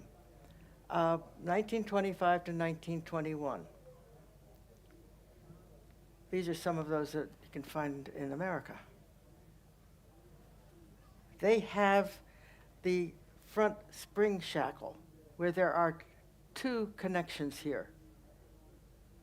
No permanent starting handle, vertical radiator shutters, and this is the only other time I'm going to talk about the engine, because it's compared to the Ghost, it's milder looking. It doesn't have all the copper and brass, if it's brass. And it has the same cantilever rear spring, and I don't know if I said, but it has the front wheel brakes.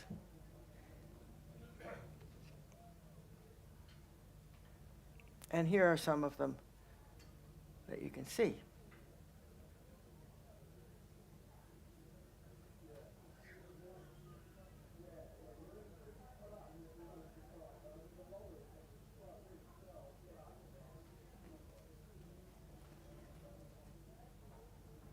Every once in a while on this show, I have a picture of the interior of something that was really spectacular, and I couldn't not do it.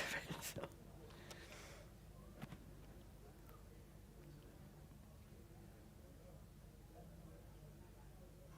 And the Springfield Phantom 1 is quite similar. The big difference, I think, is the words in the middle, the left-hand drive. Similar to the regular Phantom 1, the new Phantom. It has the vertical radiator shutters, the front brakes, front spring shackle, cantilever rear spring, and as I said, left-hand drive. So here are some of those. And I warn you, I think they, even though, well, these are sprinkled, never mind. The person standing next to the middle one is a man named Alan Swift. He bought this car new, and he still owned it at least to 2003. I think he's a record holder for the person who's owned a car the longest.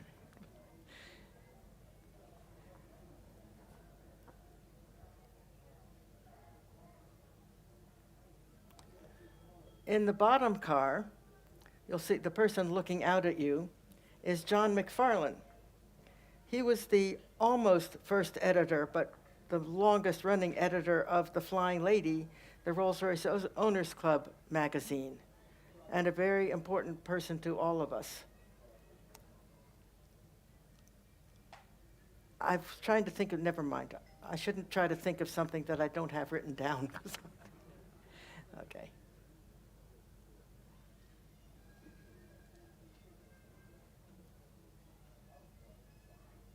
These happen to both be Brewster bodies. The Phantom 2. Okay. Really lovely cars. Anyway, they all are, but this is different. Okay. Very long proportions from windscreen to radiator I'll come back to that later. It has not the cantilever springs, but the semi-elliptic rear springs. And it might look funny, but you might have to look under, you look under the backside of the car and you can see them, but what are they looking at?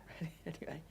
And it has the shackle on the front spring, but it's mostly the very long proportion and the semi-elliptics.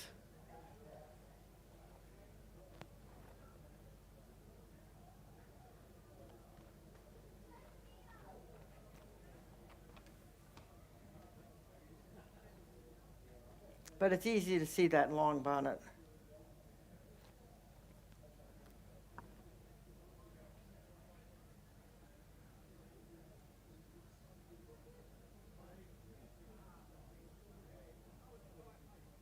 In some ways, I look at it now, the long bonnet in the middle car with the big limousine body is not quite as obvious as the ones with the smaller body compartments.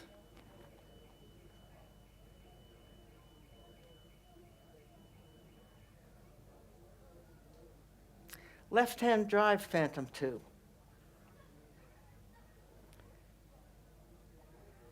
The two chassis series, AJS and AMS, they were built left-hand drive for the US and European market, which was becoming more and more important. In 1931, Rolls-Royce purchased Bentley. Here's why, and the why is the comparison of those two cars. They both have the lovely long sleek body. The Bentley, of course, was very fast. And there was a lot of competition. The 8-liter gave a lot of competition to the Phantom II, and so Rolls-Royce bought them.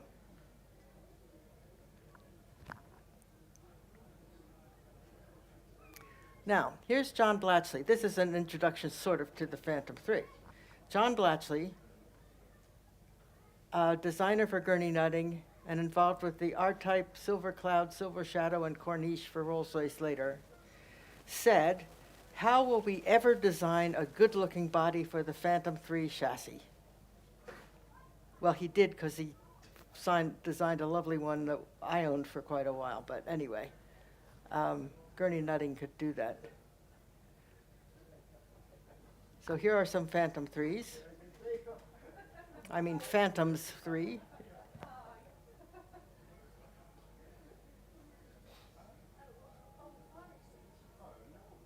These are the points to look at. It's short in proportion between the radiator and the windscreen compared to other cars.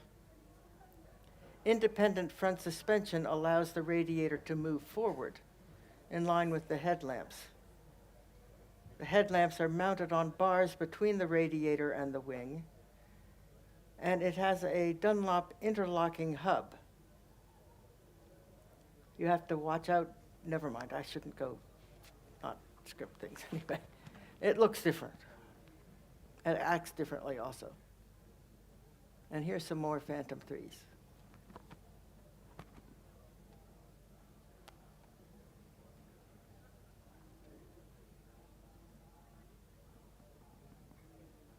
It also has, along the bonnet, it has either the louvers on the middle car, or it has the little doors that open, both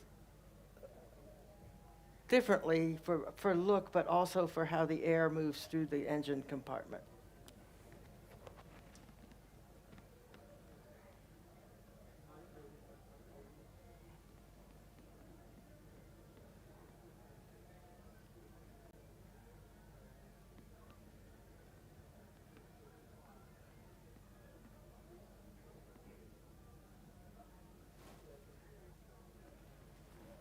I mentioned white walls.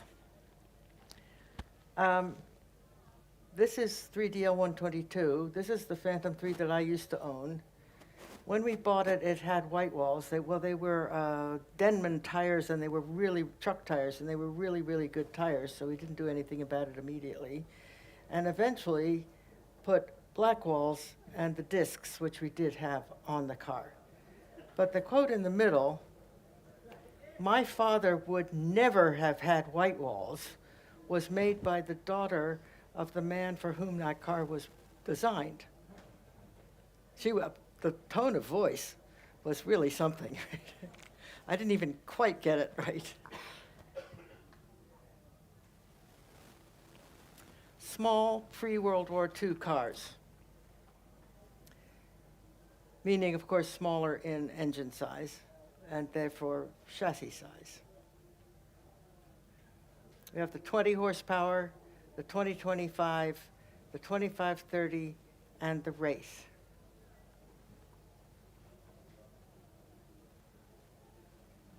The 20, here are some of them. There are a couple 20s here at the meet.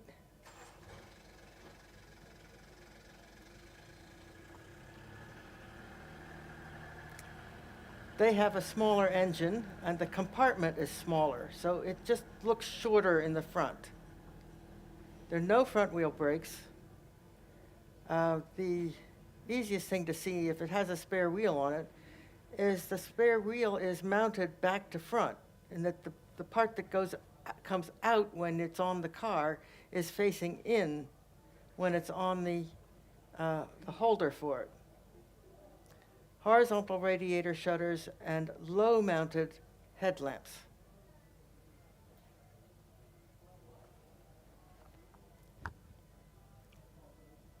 Here are some more.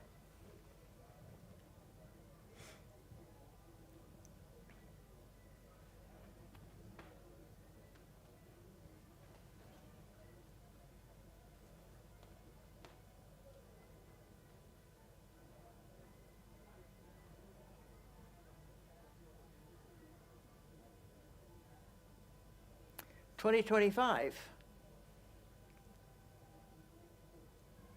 little longer.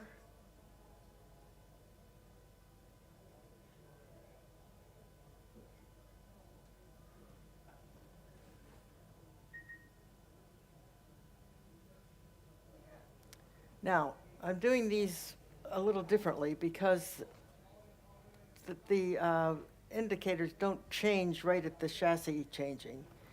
Most 20 horsepower cars have a hand, and you have to look inside at the steering wheel, obviously, have the hand throttle and ignition and mixture, with the mixture for the gas, the weak and strong, is on the instrument panel.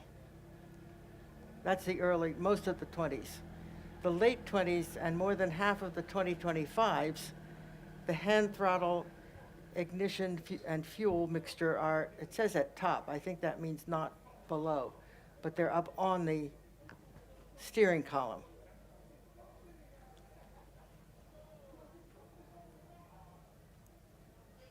So these are some more 2025s, I hope.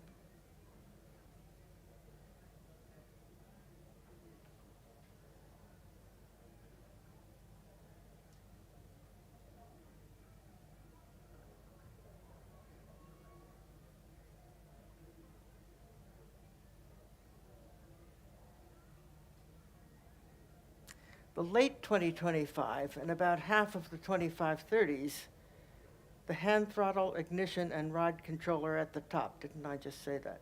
And the late 2530s and Wraiths, the hand throttle, ignition, and ride control are at the bottom.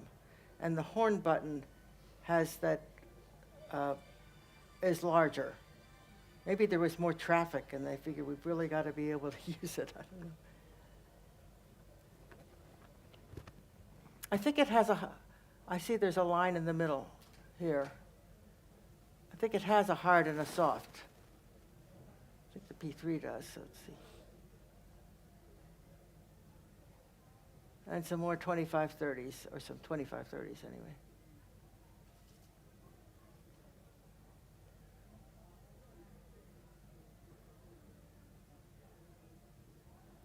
The person at the bottom, this was taken in 1977, is Lawrence Dalton, the publisher, Dalton Watson.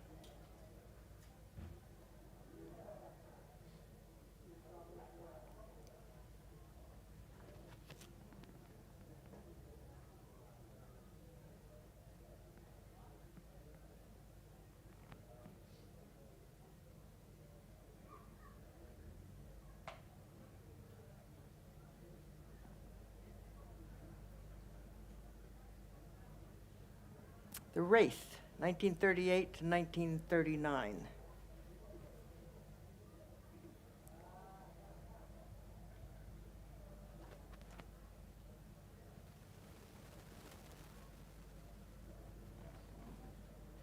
It has the prominent hub-nut nut like the Phantom III. It has the smooth steering boss, and the lamps are beside the radiator. Something it also has. It also, well, on its bonnet, it will also have either louvers or little doors, but unlike the Phantom III, it will have 2 doors and not 3 doors.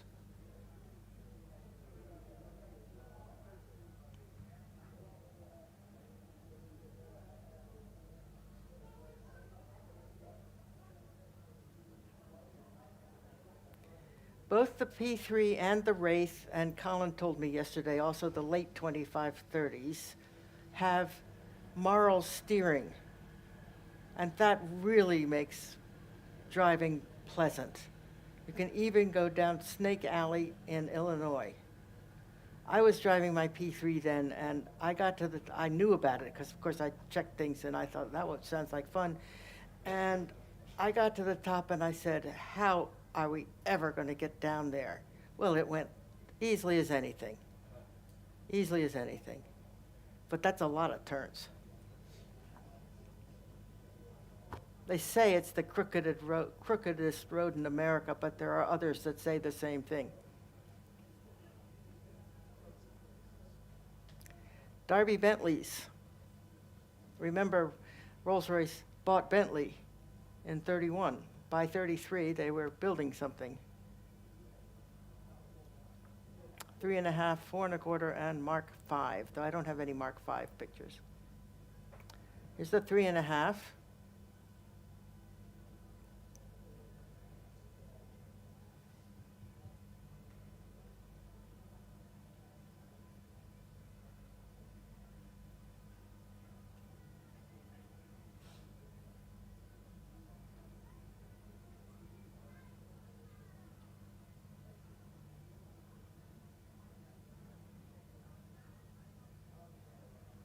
The 3.5 has an ignition warning lamp, and it has 4 spokes on the steering wheel.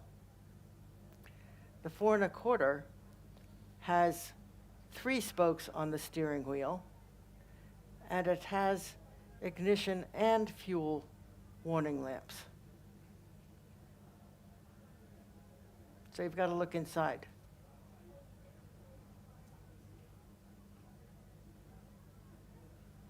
Here's some 4.25 liter Bentleys.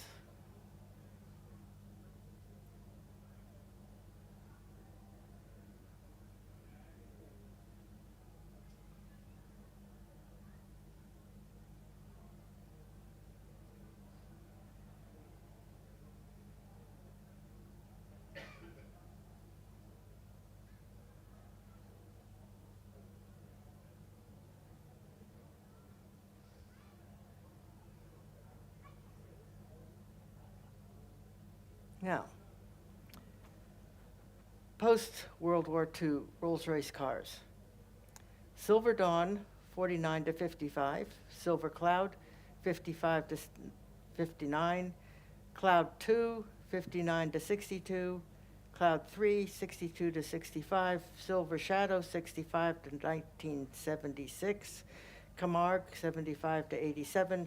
Shadow 2, 77 to 80. Silver Spirit, 81 to 99. I'm not going to talk about all of them, but the post-war Bentley cars, just a little bit. Standard steel saloons. There's the Mark VI at the top. The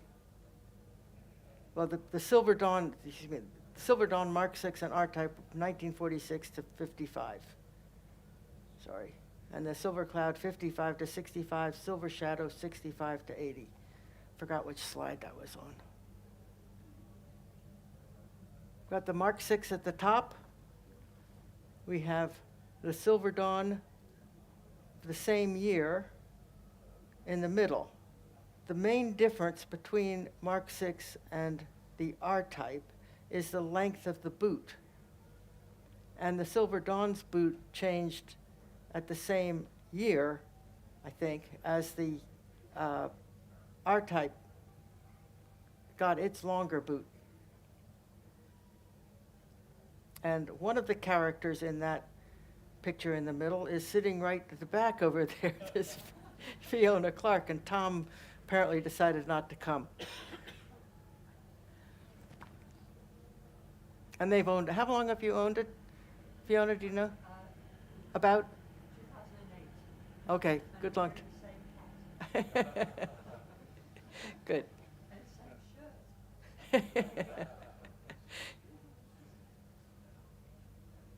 Here's some coach-built examples. Right, Huber, Chaperon, Graber. The Silver Cloud.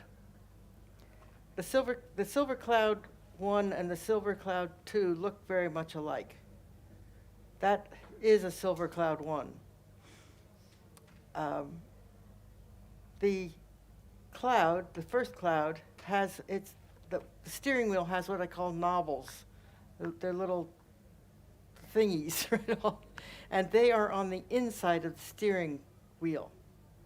The same knobbles on the on the Cloud 2 are towards the window. So they're on the back. I don't know, they must have thought they were easy or something. But then the Cloud 1 has one instrument cluster, and the Cloud 2 has two instrument clusters. The Silver Cloud 3 has paired headlamps.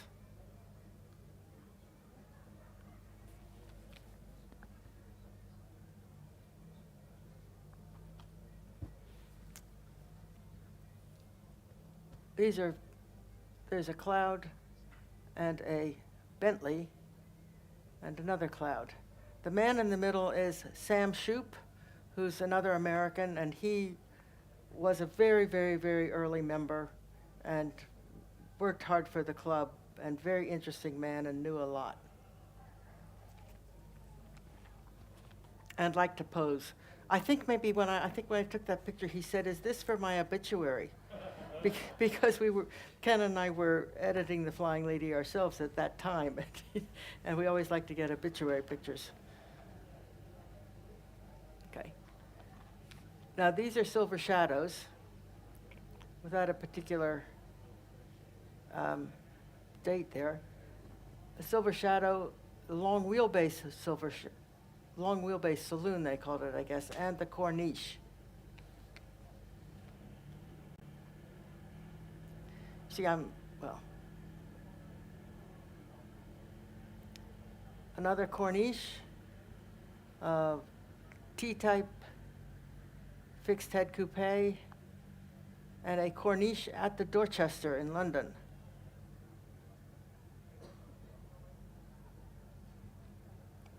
What they call the larger post-war World War II cars: Silver Wraith, Phantom 4, Phantom 5, and Phantom 6. Which was available only on special order, eventually.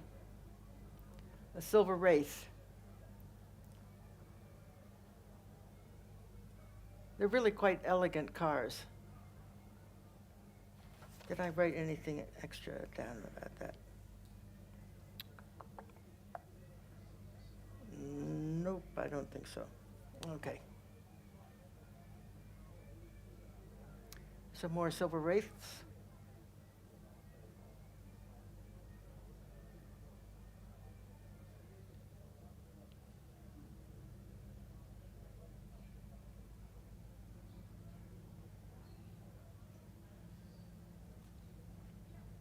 And they still have nice woodwork.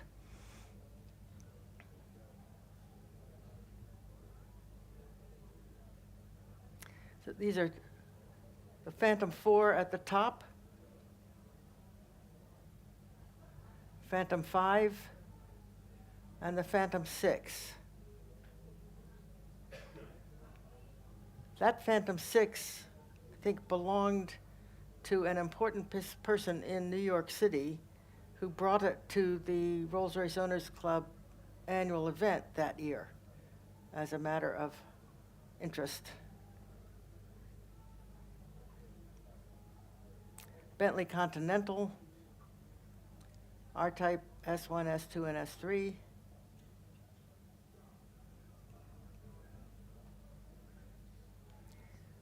The top is the is the R-Type Continental. The next, the S1 Continental, the S2 Continental, and the S3 Continental.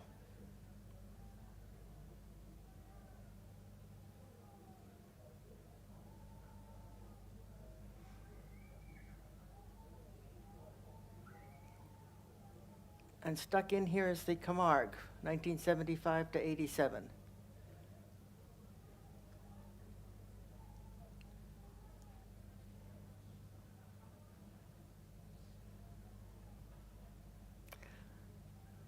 The Silver Shadow 2, 1977 to 1980.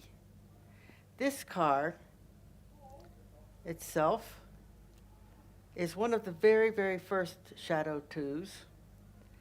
I photographed this in 1977 when Ken and I were at Crewe doing research on Rolls-Royce cars, and that car went past the window.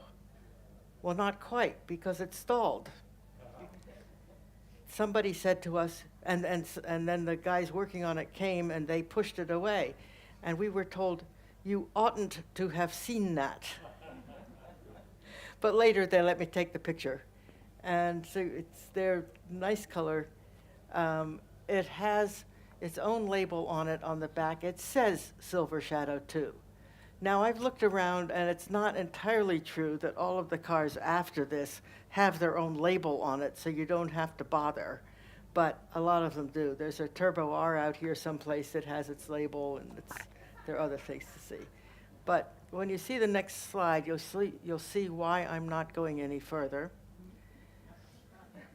That's only the 2003 with all those names.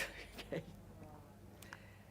Now, in the early 1980s, Rolls-Royce ran into a little difficulty, and they had to, the effect on the clubs was that they had to re-agree their agreements over use of the name and the logos and all that sort of things.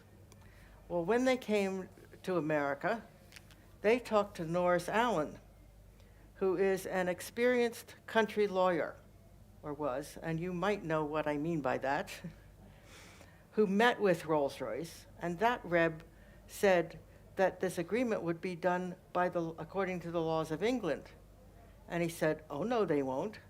That was decided when Cornwallis surrendered his sword at Yorktown in 1781. So they were agreed to with us by our law, by the American laws. Okay. Now you'll see Phantom 2003 at the bottom. I have friends who bought one that year. They bought a Phantom in America. He had just retired, and they wanted a present for themselves for having been successful through working life, and so they bought this Phantom. I think they named it Beauty. And they drove across America. And Rolls-Royce knew about that, and they were very interested. And so they contacted them and said, well, how was the sound system? I don't think that was the only question, but they said, how was the sound system? And they said, oh, we don't know. We didn't use it. We like to sing when we drive. Now, okay.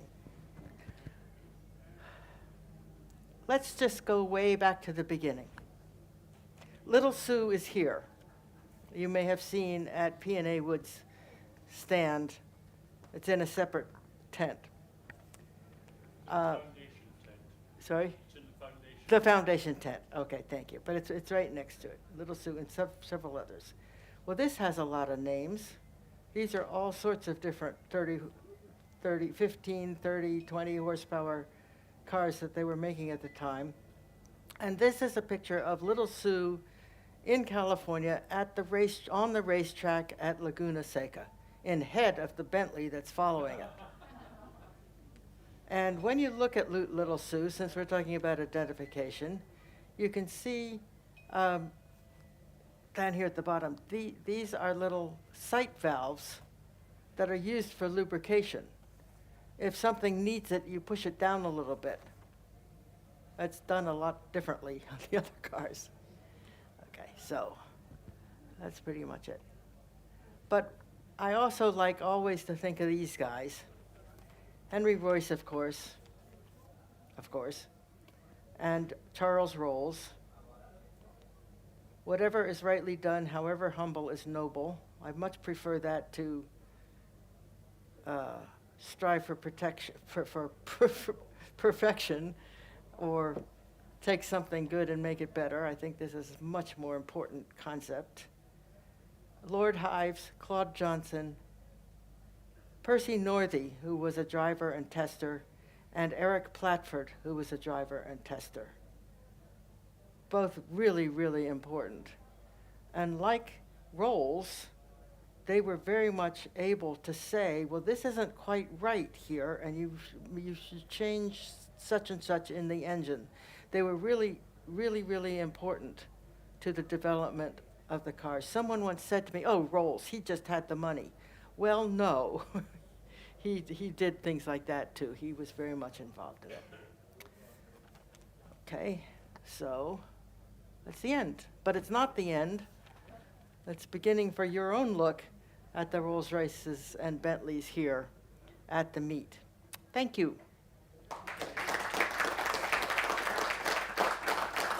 And of course, if you have any questions, please ask. May I ask a question?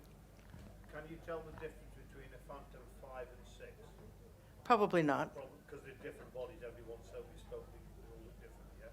Between a Phantom 5 and 6? Yeah. No. Yes. Can I defer to my learned friend? I didn't mean that there wasn't any, but I don't know it. No, Okay. sorry. Yeah. Also had twin engines, but the Phantom 60 had the dual level air conditioning system that the Chevy 2s had. And because of that, they had the inlets just beneath the windscreen in front of the bonnet. So you'll see the bonnet is shorter to allow for the grill for the intake of the air conditioning on the 6s, where on the Phantom 5's bonnet comes back towards the windscreen. That's why those are important. Fantastic, thank you, Malcolm. Thank you, Malcolm.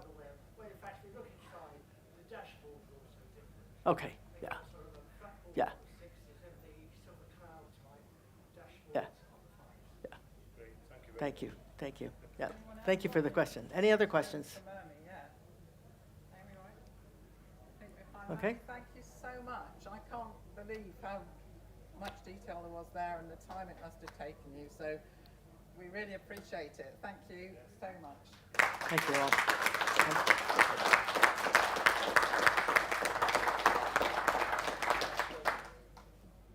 Next up in here, folks. Yeah. I think 1:30. You'll wonder what happened to Fiennes Park at 1:30. You'll Now I find have to out figure out about how the to resurrection of turn this Fiennes off. Park. My Short talk. Yes, yes, yes, yes. Let me just write on here. This is 4. Oh, I've got to give them all back my. I had a pen.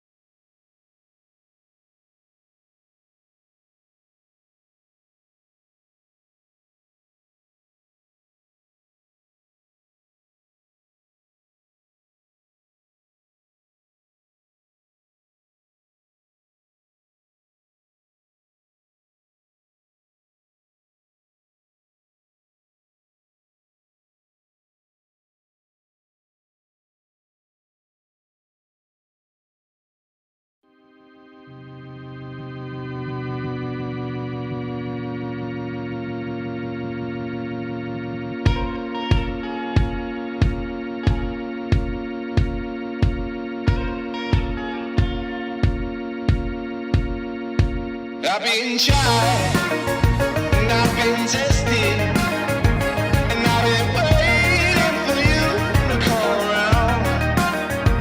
I've been tried, and I've been tested, and I've been waiting for you to come around. If you wanna let me know, then let me know right now. If you wanna let me know, then let me know right now.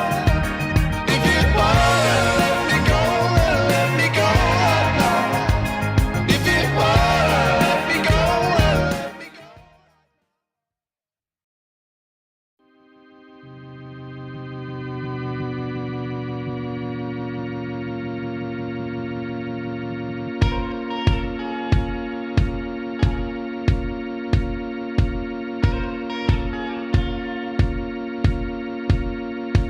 I've been tried, and I've been tested, and I've been waiting for you to come around. I've been tried, and I've been tested, and I've been waiting for you to come around. If you wanna let me know, then let me know right now. If you wanna let me know, then let me know right now. If you wanna let me go, then let me go right now. If you wanna let me go, then let me go.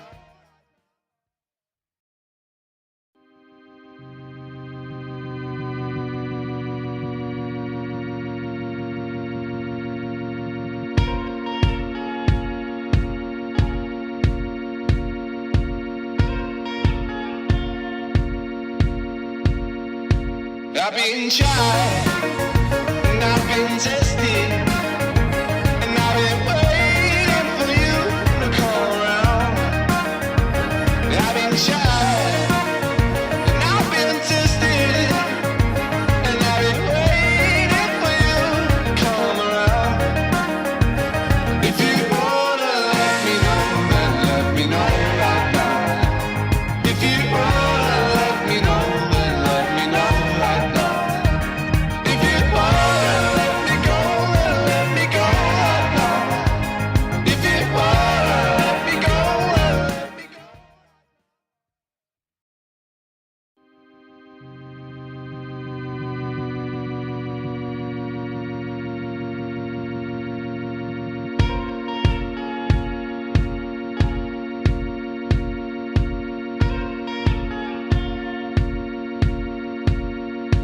I've been tried, and I've been tested, and I've been waiting for you to come around. I've been tried, and I've been tested, and I've been waiting for you to come around. If you wanna let me know, then let me know right now. If you wanna let me know, then let me know right now. If you wanna let me go, then let me go right now. If you wanna let me go, then let me go.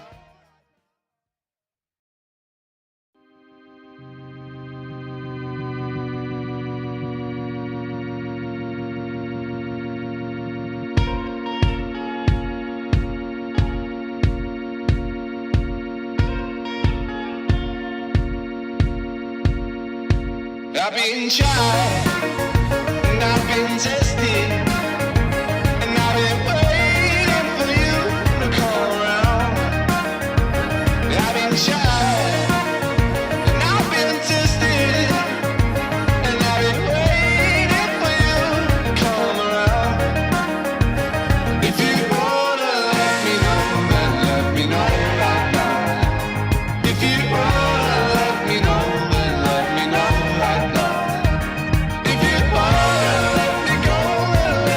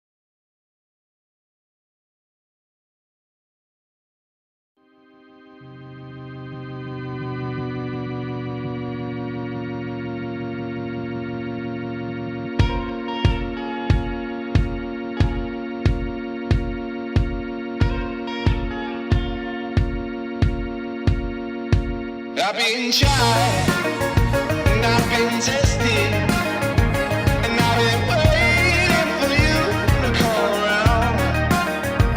I've been tried, and I've been tested, and I've been waiting for you to come around. If you wanna let me know, then let me know.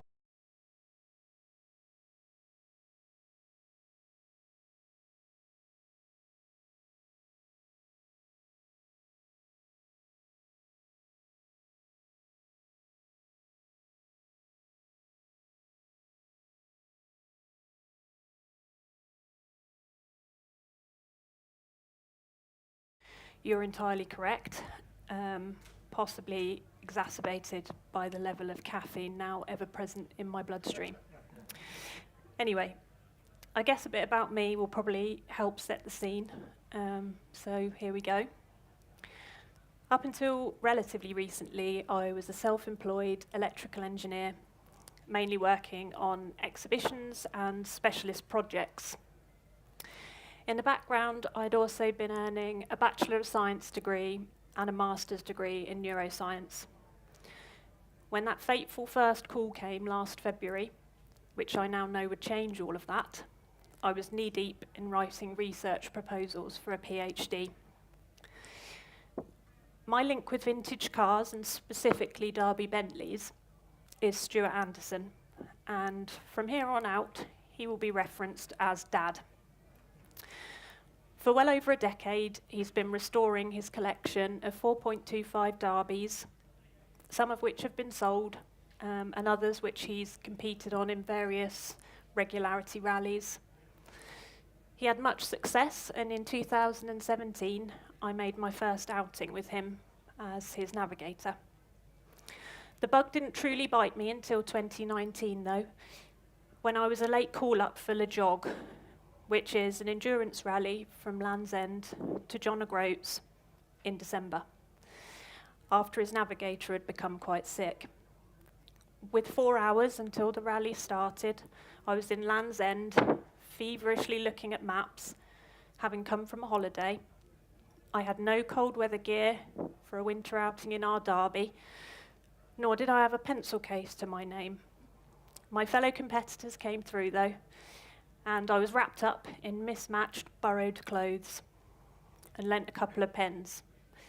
So on a foggy December morning, with a very high level of internal panic, we set off.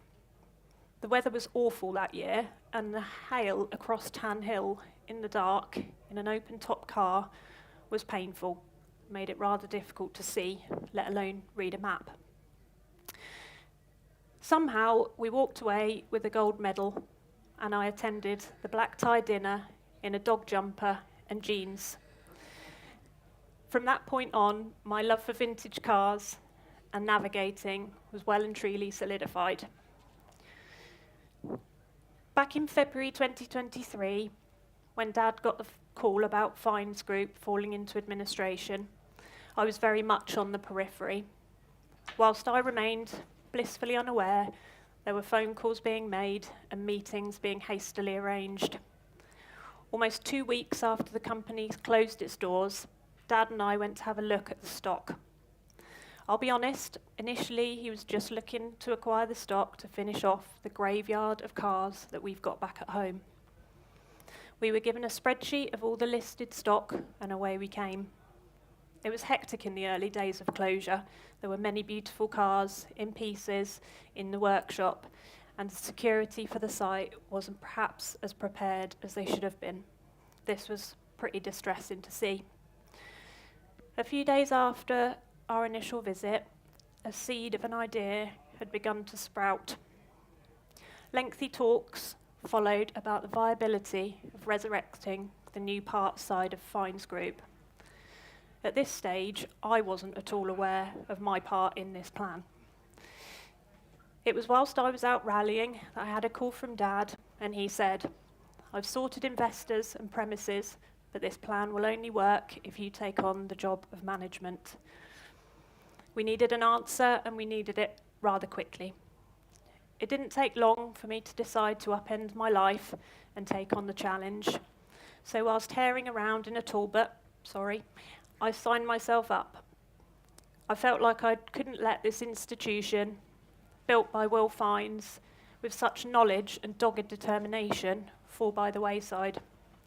The cars would have suffered, the owners of these cars would have suffered, and that to me seemed like a heavy price to pay. So, here we are. To give you an idea of scale, our initial spreadsheet of stock contained 29,336 line items. Out of this, we had to filter through and remove consumables, second-hand stock, non-physical product, and this left us with nearly 8,000 individual stock lines, all of which had to be moved in the space of around 10 days. Dad managed the packing of these items, which were diligently labelled and wrapped in the order and location they'd been stored in Broughton Pogs. They were then unloaded in the reverse in Tamworth, giving us some semblance of order from the outset. Will and Lucy Fiennes were of course present during the sorting of the premises of Fiennes Group after closure. One of the conversations we had was me asking for permission to retain the Fiennes name for the new company. If Will or Lucy had had any issue with this, however small, I would have renamed.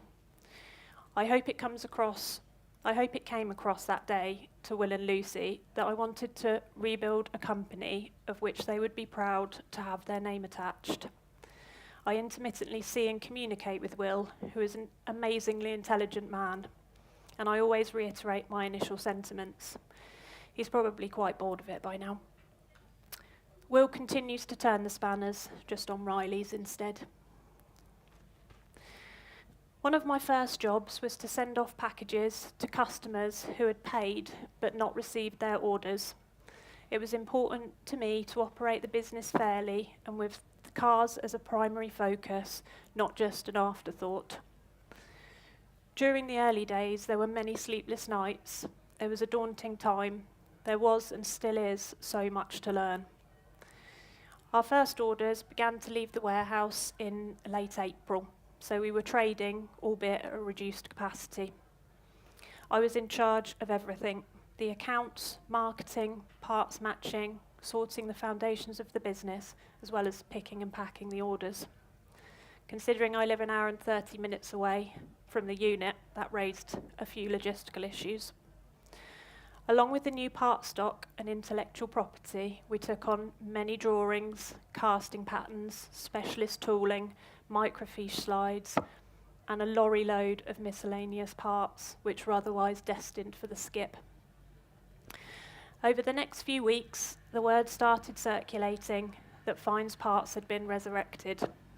A couple of publications shared our story, and gradually we started fulfilling more orders and gaining more traction. I began making contact with suppliers and manufacturers, both those who had worked with Fiennes Group before and also new contacts. One of the most positive aspects of this initial growth were the people that I came into contact with: customers, vintage specialists, and well-wishers. The understanding and help extended to me and still is truly special, and it made me proud and excited to be part of such a community. I did come across the odd exception, but that's why blacklists exist. In October 2023, our parts manager, Paul Heaney, came on board. He's in charge of picking, packing, cataloguing, and sorting through the plethora of documents that we have. He's also pivotal in working and improving the website, amongst other things. Fiennes Group used to use a rather special bit of software to manage their business, known as Workshop Manager. This had been built and shaped with bolt-on style additions over the space of many, many years. It was complex in nature and tracked all aspects of new parts, second-hand parts, restoration, suppliers, drawings, tooling, and more. Unfortunately for us, as a new company, we just could not justify the running and maintenance costs of the Workshop Manager. So we settled for extracting all the data. Paul sourced a warehouse software which we started to integrate into our operations in January 2024. Using data from the original master spreadsheet we had and the extraction from Workshop Manager, we began to build what is quickly becoming our Bible. The software shares photographs, dimensions, drawings and documents, along with stock levels and the number of components per car. We haven't currently got the resources to do a full stock check, so our process is that Paul counts and records stock information when it's listed on a quote or an order. Our goal is to be able to offer instant quotes and give online stock levels. In the beginning, we made the decision to revert to the website featured before the Fiennes takeover in 2019. I very much followed the advice from Will and Lucy and early customers who preferred that layout and functionality. We are very lucky to have Alex Fiennes maintaining and upgrading our website. In the not too distant future, you'll be offered login capabilities, and this will store addresses and chassis numbers, making shopping lists easier to send. There will also be a new tick box included, which highlights whether you'd like a quote or to proceed directly to order.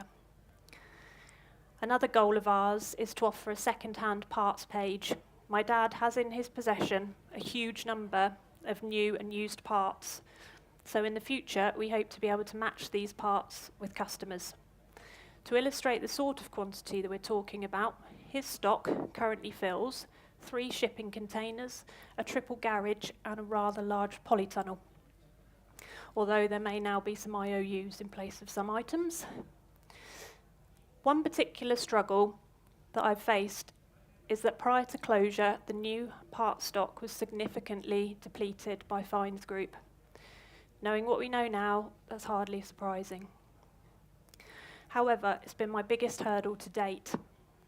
After initial investment to purchase the stock and IP, we didn't have much additional funding.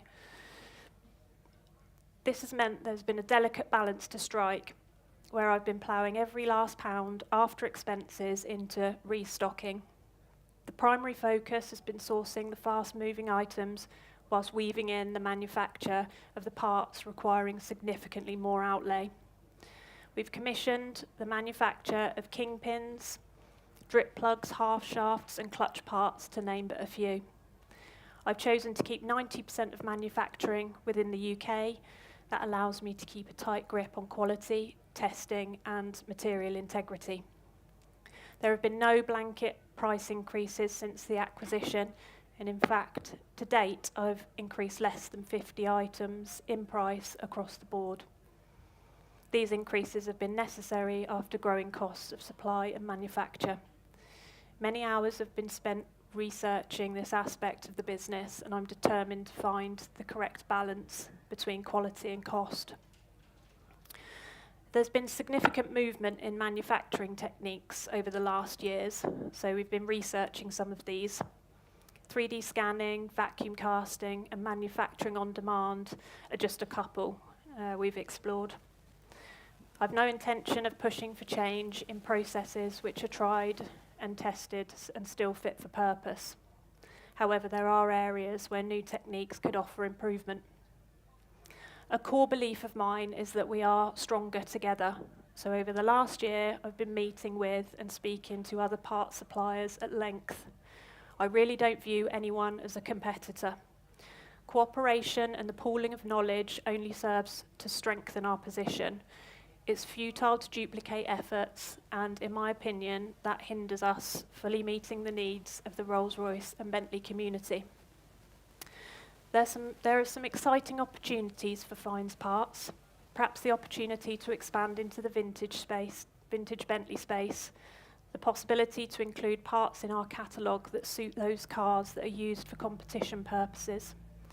As the future custodians, I want to join the initiatives to get younger people passionate about our cars. You're unlikely to see traditional adverts from us. I'd prefer to put money into these instead. We've also looked at the idea of using our website to share information somewhere where the work of Will Fiennes and others can be stored, accessed and appreciated. As I sit here in front of you today, Fiennes Parts has fulfilled 741 orders across 257 customers. Around 30% of our orders are dispatched internationally. With the support of these customers, and hopefully new ones, I'm confident we can survive well into the future. We're on the cusp of securing investment for new stock, and the overall outlook looks positive. I hope today that you can see I've dedicated my life to the success of Fiennes Parts over the last 16 months. I regularly rack up over 100 hours of work during a normal week, and I honestly wouldn't change that. It's been a challenge that I'm privileged to be involved in, and I want to extend heartfelt thanks to all the supporters of the business. So keep the orders coming in, keep restoring and using these phenomenal cars, and please get in touch with any ideas or feedback. And I think we've got a couple of minutes for questions, but not really difficult ones, thank you.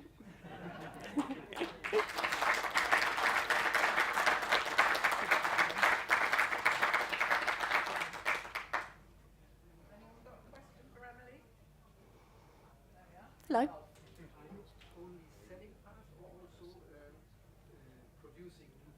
Producing new parts, yeah.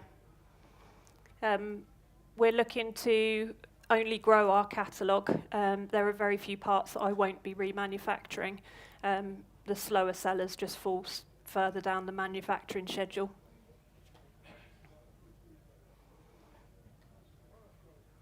How did you resolve the copyright on the drawing? Most of our drawings are redraws, and we took on all the intellectual property from Fiennes, and that included all of the drawings and redraws and Caldwell drawings that Fiennes had been gathering over the years.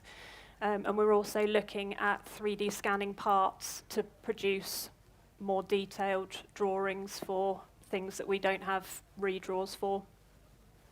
So we didn't overcome it as much as went around it. Good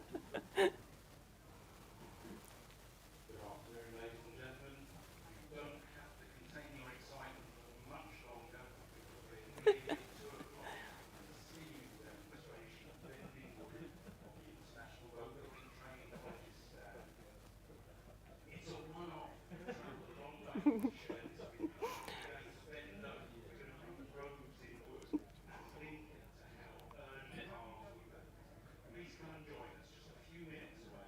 2 o'clock on the IETC open stand. We're the ones that sold the really beautiful hotels for us. Thank you. Yes, it's simple. One part. Ben Smith is dealing with it for me. We're waiting for a 3.5 cylinder block. Yes. So cylinder blocks and cylinder heads are a little bit of a complex issue in that the tooling and the casting patterns were sold to somebody who wasn't us. Now, there are no rights on those. The initial plan was that they were going to manufacture them and they should have been hitting the shelves about 6 months ago.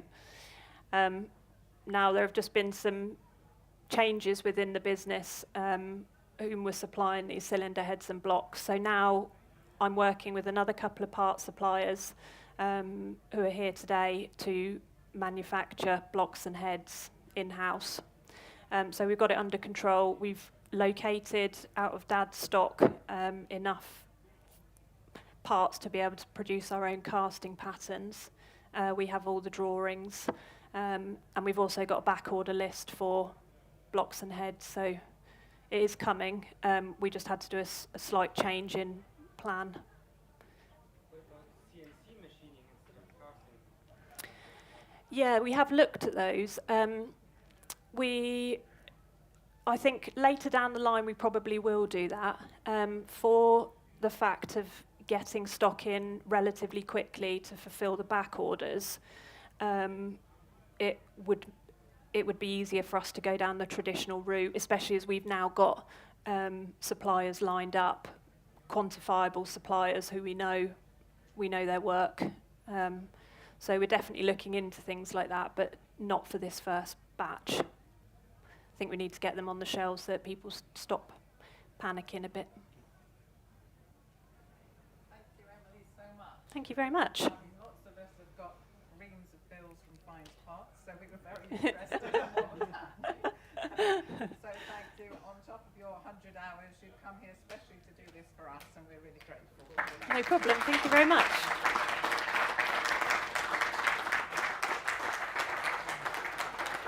Business cards at the back. If you want to help yourself with some of Emily's cards out on the table at the back. So.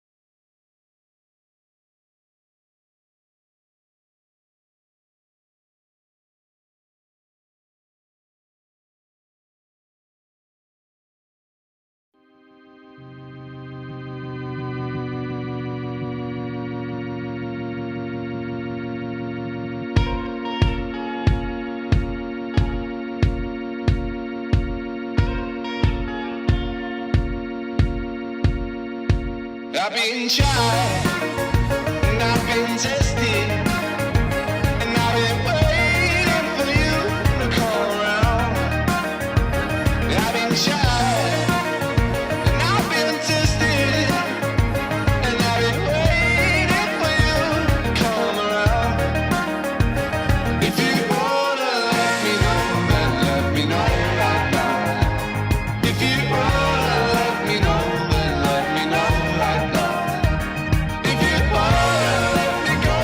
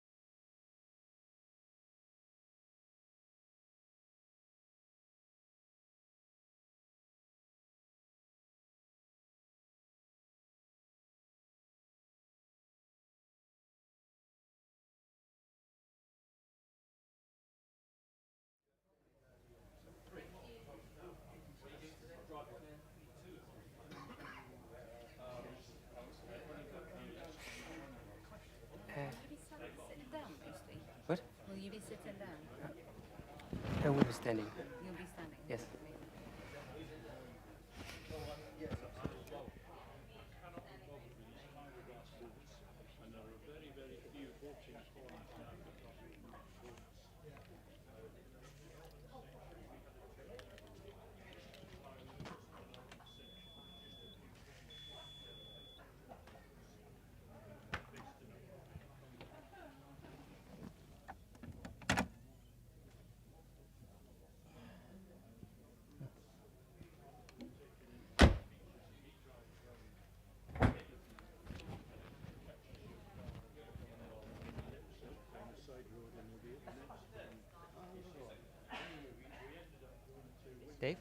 'What's the time? Nearly 20 past. 20 past. Well, 18 minutes. 18 minutes. Okay, then I shall. Okay, can anyone hear me? Awesome. Yeah, thanks for coming and attending my first seminar in English. I'm going to talk I'm going to talk about 3D printed spare parts, and the reason is why it's titled "How to Start a New Life" is because I bought that car over there. I brought it here to England. I bought that car in 2019, and usually that's not something special, just a guy buying a car, okay? However, my employer went bankrupt a year later. And usually you're like, fuck. No job, expensive car, I also bought a house. So that's not a good combination. However, I have to do it with the laptop here. I happen to make my own spare parts for this car just as a hobby. And that evolved into more. Yeah, that was in 2019, Blenheim Palace.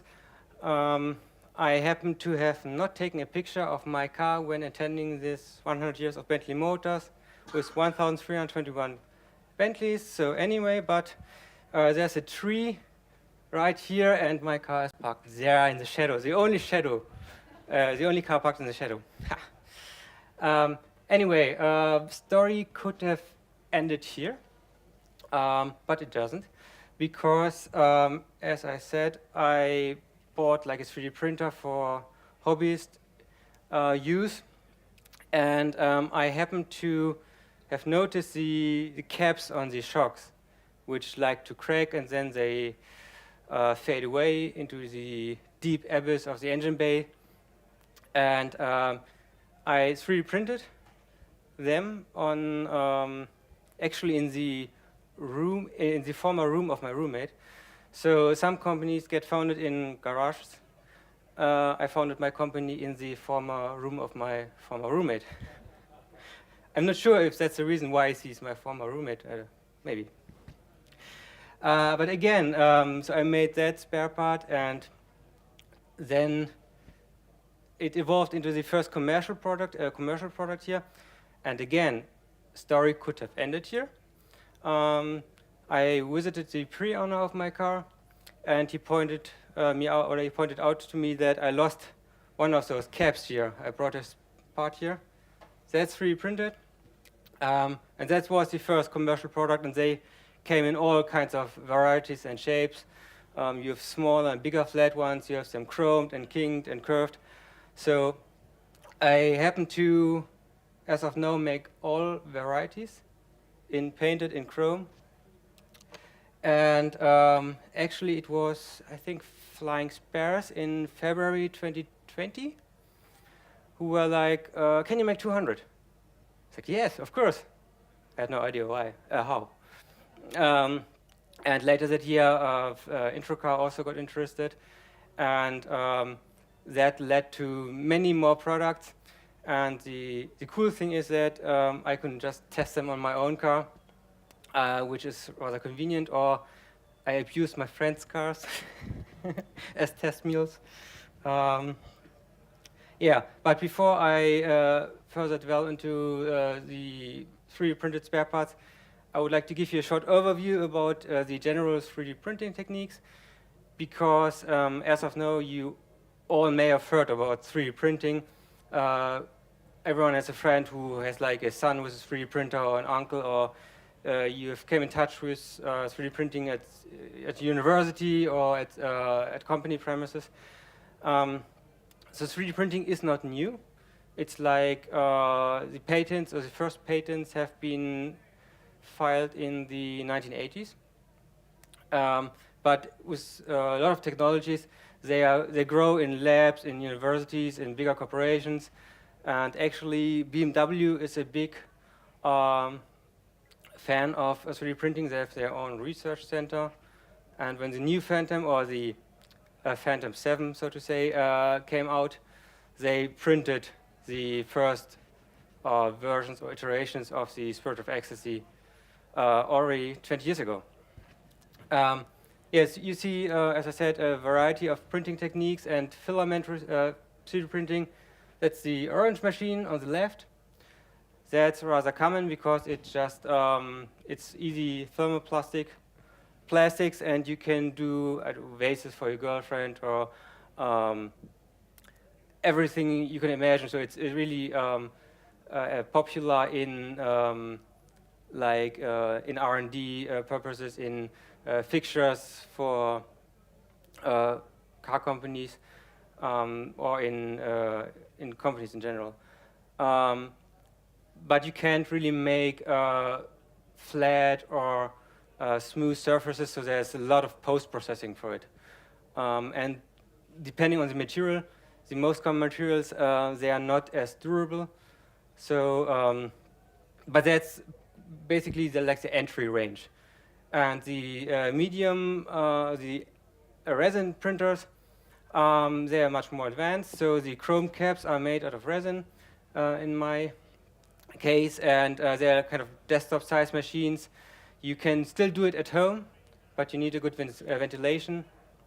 And the powder-based processes, they are purely for industrial purposes. So don't try that at home, really don't. It's really fine powder, and it goes very deep into your lungs. If you don't have the safety precautions. But that's also the process where most of the spare parts are made of, in aftermarket. If you make a 3D printed spare part, you use the powder-based products, processes. I'm doing it for 4 years now, or 5 years, 4 years as a business. And I would like to give you a critical view on 3D printing, because there's a lot of talk, especially from salesmen, that you can print everything. No, you can't. And that you can make anything with a printer, which is nice, but it doesn't mean that it makes sense. I have enough failure examples where I'm like, okay, 3D printing is nice here, but it doesn't make any sense. If you are familiar with the Silver Cloud and the Marshall lamps, they have like little B-post lamps, which are like a yellow, red, and translucent. I tried to 3D print them, and then quickly found out that my solution looks great. But first of all, if you print them and then plate them, it's not conductive. So no illumination of the light, which is quite bad. And it's an assembly. So you put in the lenses, you have the chrome printed cover, and then you bend like legs beneath it, so everything is tied together as an assembly. It doesn't work in 3D printing. You cannot bend the material. So that was a failure. But anyway, you don't have any tooling, which is great. But it also comes with drawbacks, of course. And you can, generally you can bring back parts which are no longer available. One example is on that car. That's the air intakes. I will show a picture later. The mold, the injection mold, would be 40 grand, just one side. And you don't have that 40 grand if you 3D print the part, which is cool. And with classic cars, once they get older, there are fewer and fewer cars left. And especially Rolls-Royce and Bentley, they didn't build as much cars in it at all. But the commerce is working quite nicely here. That's why 3D printing is perfect for Rolls-Royce and Bentley cars, because the purchase power is there and the quantity is just about perfect. Yeah, so the cons, it actually separates the men from the boys, because if you have a 3D printed spare part, it's not a finished product. Like with a lot of injection molded parts or CNC machine parts, it's not a finished product. You need to post-process it. It needs to be painted, plated, blasted, whatever, cleaned. And yeah, so you got to take that into account. So next time somebody asks you, can you print that for me? No, because the printer is just doing the printing process, but you need to put something in, data, and then you need to process what comes out. That's actually my skill. So and I'm going to show you a great example where 3D printing excels, and that is a Karger air dam. I happen to have a friend who bought a US delivered Karger, and they don't have the air dam on the lower side. But he happened to have a friend who has an English car, a UK delivered car, and they do have the air dam. You see it, the left picture is the side profile, and what we did is, that was lot size 1. We 3D scanned the car, which doesn't have the air dam and which has the air dam. We then digitally recreated that part and actually modified it so it fits his car. Because the nature of bespoke cars are that they're always a little bit different, even Kargers. And I think you can see it here. There's a lip here, somewhere in that area, and that would have prevented a standard air dam to be fitted. And yeah, so left picture is the fully 3D printed part in one shot, made out of resin, so it's a perfectly smooth surface. And the proof that that part works and doesn't deteriorate due to car vibrations and sun and UV radiation, whatever, is that 2 years ago, that guy showed here up on the field. So yeah, that was a great example for a bespoke part. And those parts here are another really great example why sometimes you have car components, they fail, they break, and you're like, why? And then the dealer is like, yeah, it's $2,000 or so, as an example, or $1,000, because we have to replace the whole part. And I show you here parts where just a minor plastic part broke, and yeah, I happen to reproduce them. So the GT motor, you can see it down there at Flying Spares booth. I do supply the gears to them. The Anage switchback for window regulators and stuff. That's one of the earliest products. It's green for no reason. I just said green material. But they are depending on what switchback, they are hundreds of pounds, and you just buy for a tenth of the price the part at Introcar. Or the upper part is for Continental GT, Coupe, and Flying Spurs. The side moldings, the clips, they break off, and you have to buy new ones at the dealer, if you're lucky. They will eventually run out, but actually just like a small clip, that's all which breaks. You can buy it now at Flying Spurs and Introcar. So yeah, big problem, smart or small solution. Another cool product is the Anage and Silver Saraf mirror bezels in black and silver chrome. I was talking about surfaces in 3D printing being really difficult to get shiny, for example.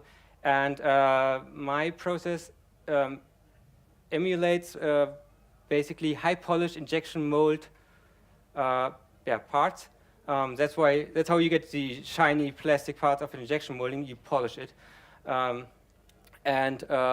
But if you were to reproduce a part using injection molding, again, you're into a big investment. So if you go to the flying, the intro car booth, they do have the mirrors there. I supply them to them. Yeah, that's another cool product which comes out of a 3D printer. That's a product I'm not going to make anymore. It's a great product. It's for Phantom and Silver Cloud. That's the map light, the green map light. I happen to have found out the tune or the color of green rather quickly, but it took a long time to polish the part. So 50 were made, and when they're gone, they're gone. Yeah, and that's a future part. Actually, that picture is there. It's on my car. I'm testing them currently. The trouble or the really hard part to make that part is that basically the design is a failure from the get-go. You see it on your cars that they crack in all kinds of places around the screws and stuff. That's the reason for that is that the part heats up and the heat cannot dissipate. So we have to fine-tune the material, but that's for SD cars and Karger, a future product where you don't need to spend 40 grand for an injection mold. You can just print it, and then a currently no longer available part is available. Yeah, that's it. That's my shadow test meal of a friend of mine. Yeah, if you have any questions, please let me know. Happy to talk, and thanks for listening.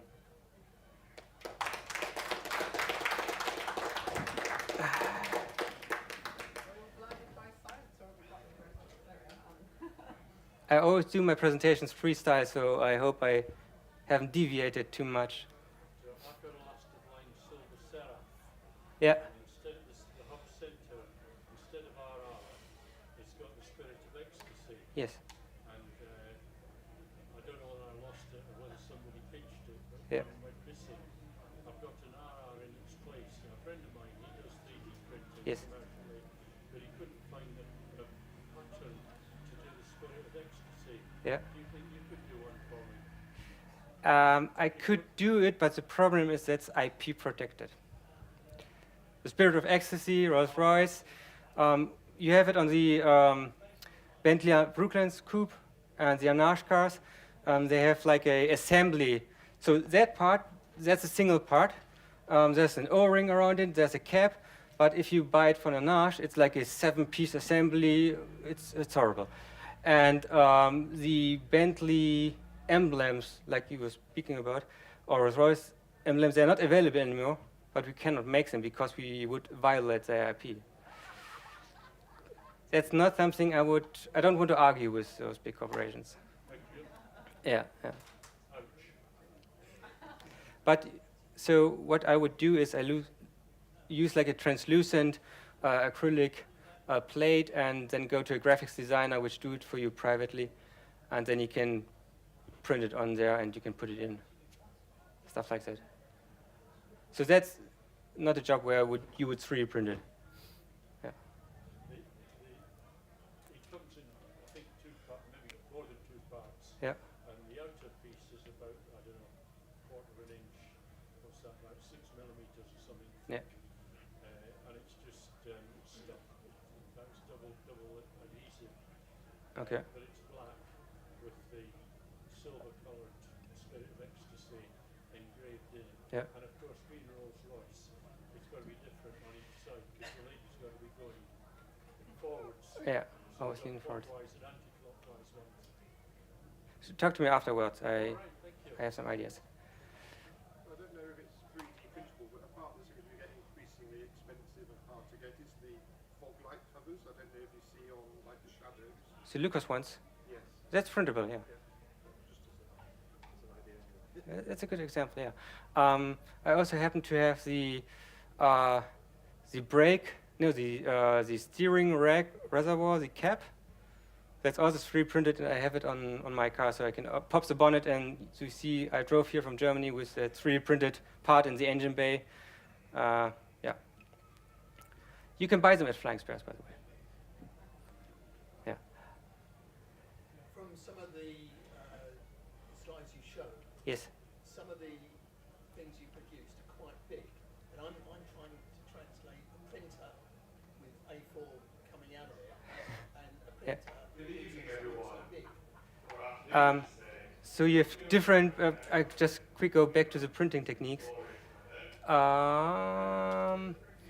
So the part I showed, the Karger air dam, there's no machine in Europe which is big enough to print it. That's the only time when I had to go overseas to Asia. But if you take the product on the right, or the process on the right, the powder-based product, the air intakes, they're, I think, 52 centimeters long. They're fully 3D printed. It's not a multi-piece part, but it's already getting really hard to find a machine for powder-based products which can make like products like that. Usually it's just A4 size. The filament machine, you can basically make them as big as you want, but it would take on forever, the process. So you, with every production method, you have to find the right tool for the job. Yeah. Any more questions? Thank you so much, Joschka. So, Completely enlightening. thank you. Yeah, so yeah, thanks a lot. A short break, the Merlin engine is going to run, which wouldn't gel well Perfect with the timing. talk in here, as you can imagine. So we'll be back in here at 3:15 for the technical Q&A that the Rolls-Royce and Bentley Association panel are going to run.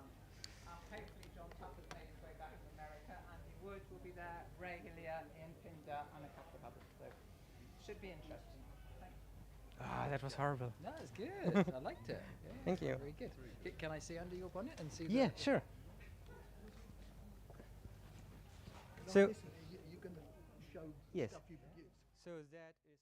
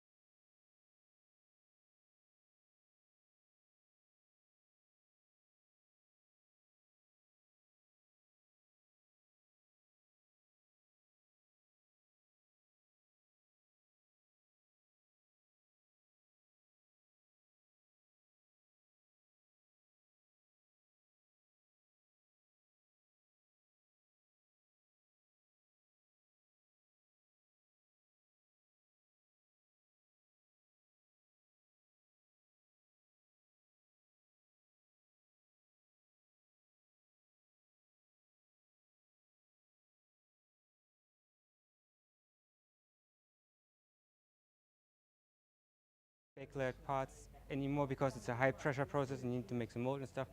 So in most applications, I do my 3D printing here. And the other one is the cap, the reservoir. Let me just pop the bonnet. It's down there.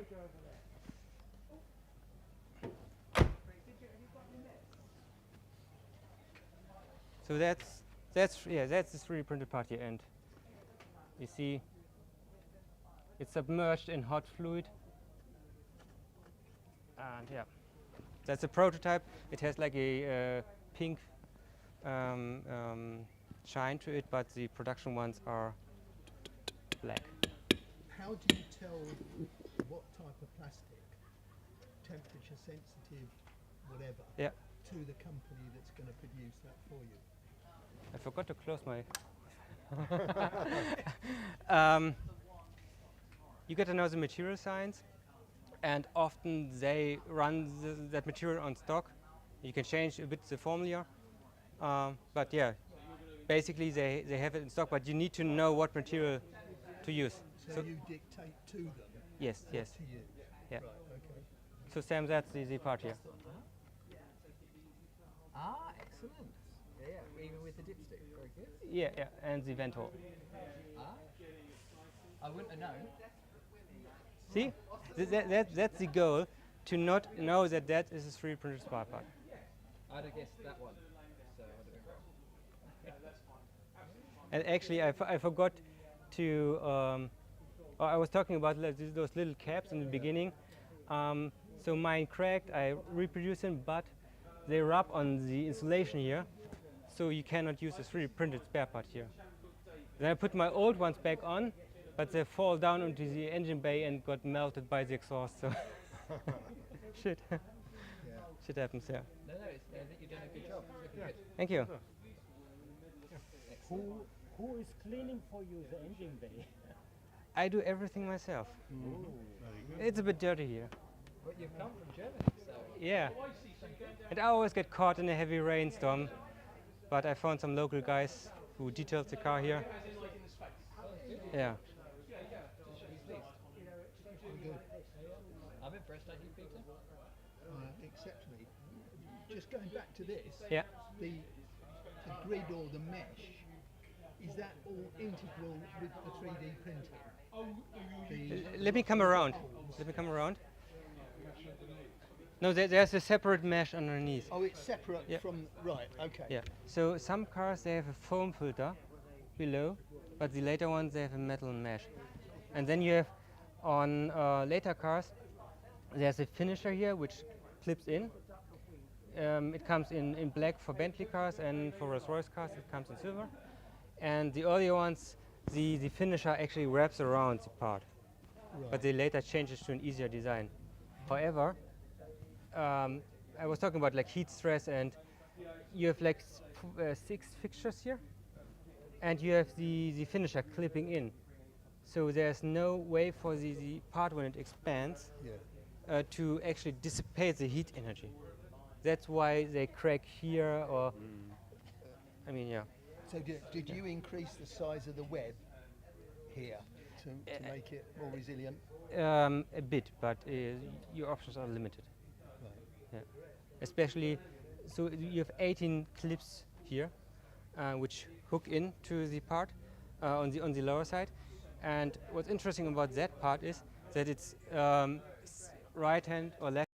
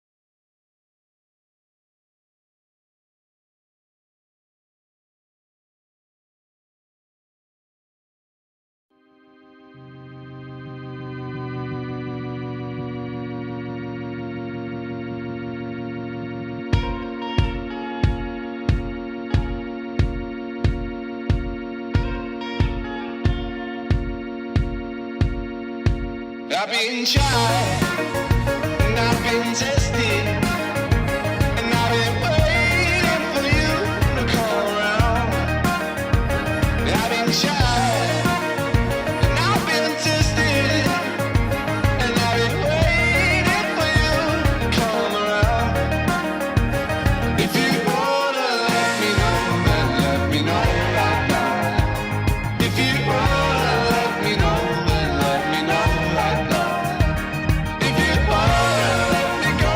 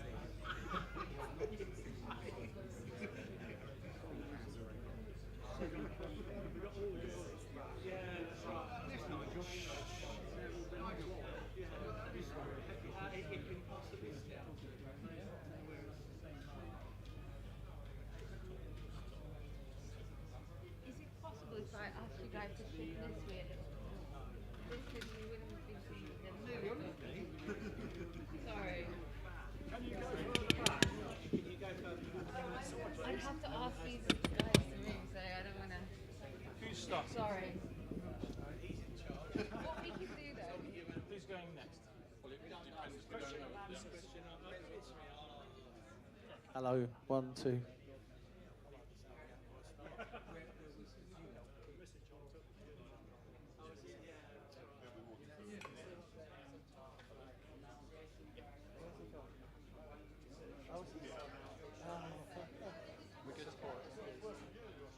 no, I know. I've just done a blooming shadow power steering hose shadow.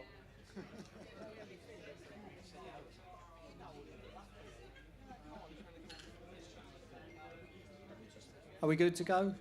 Yeah, we there? Yeah, should we go for it? Yep. Right. Okay. Are we moving off the crib sheet? This is the RRBSA Q&A session. We have some questions that have been given to us before, but we're going to try and, if there's anything off the floor as we go through, please shout or at least put your hand up and then we'll try and answer it. One thing I'm going to say before we start this, looking at these gentlemen here, I'll exclude myself, but you have the highest concentration of Rolls-Royce and Bentley expertise in one room at any one time, anywhere in the world today. Okay, right, so I'm going to start with a question which was passed to us. I've got this one. This is,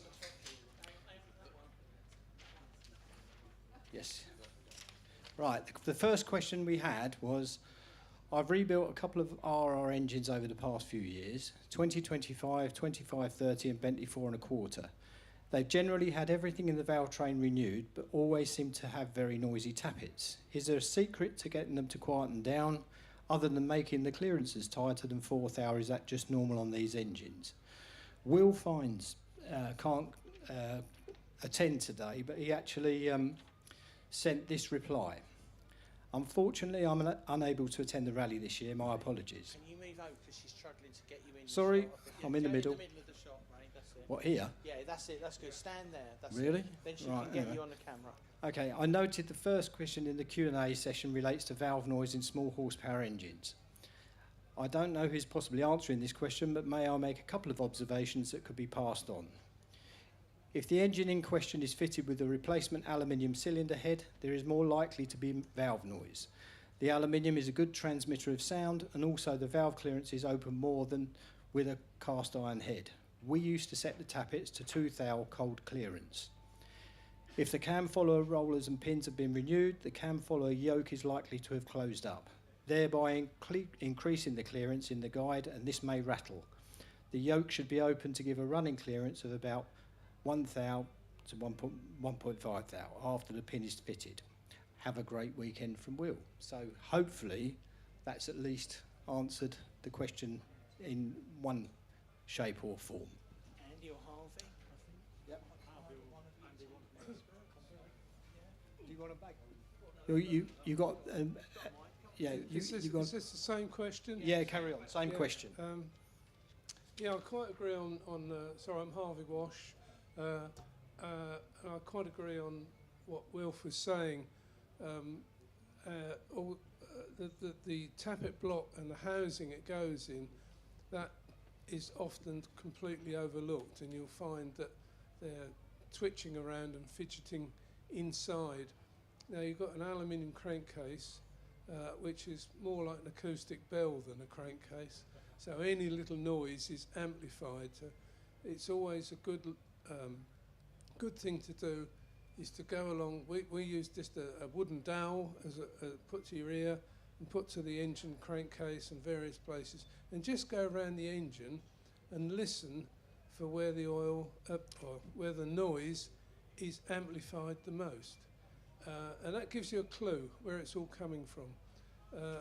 The other thing that can happen sometimes is noises emulate from different places, but they delivered somewhere else. So you can get issues with the valve gear, the timing gears, the valve gear, and if they're not set up correctly, etc., you get basically a chatter throughout the valve train, which emulates because the gears aren't set right. So It's those sort of things that you need to look at. It's not always the obvious. What I'm really saying is that it's not the obvious that is the cause of your problems. You've got to look sometimes a lot further than you think.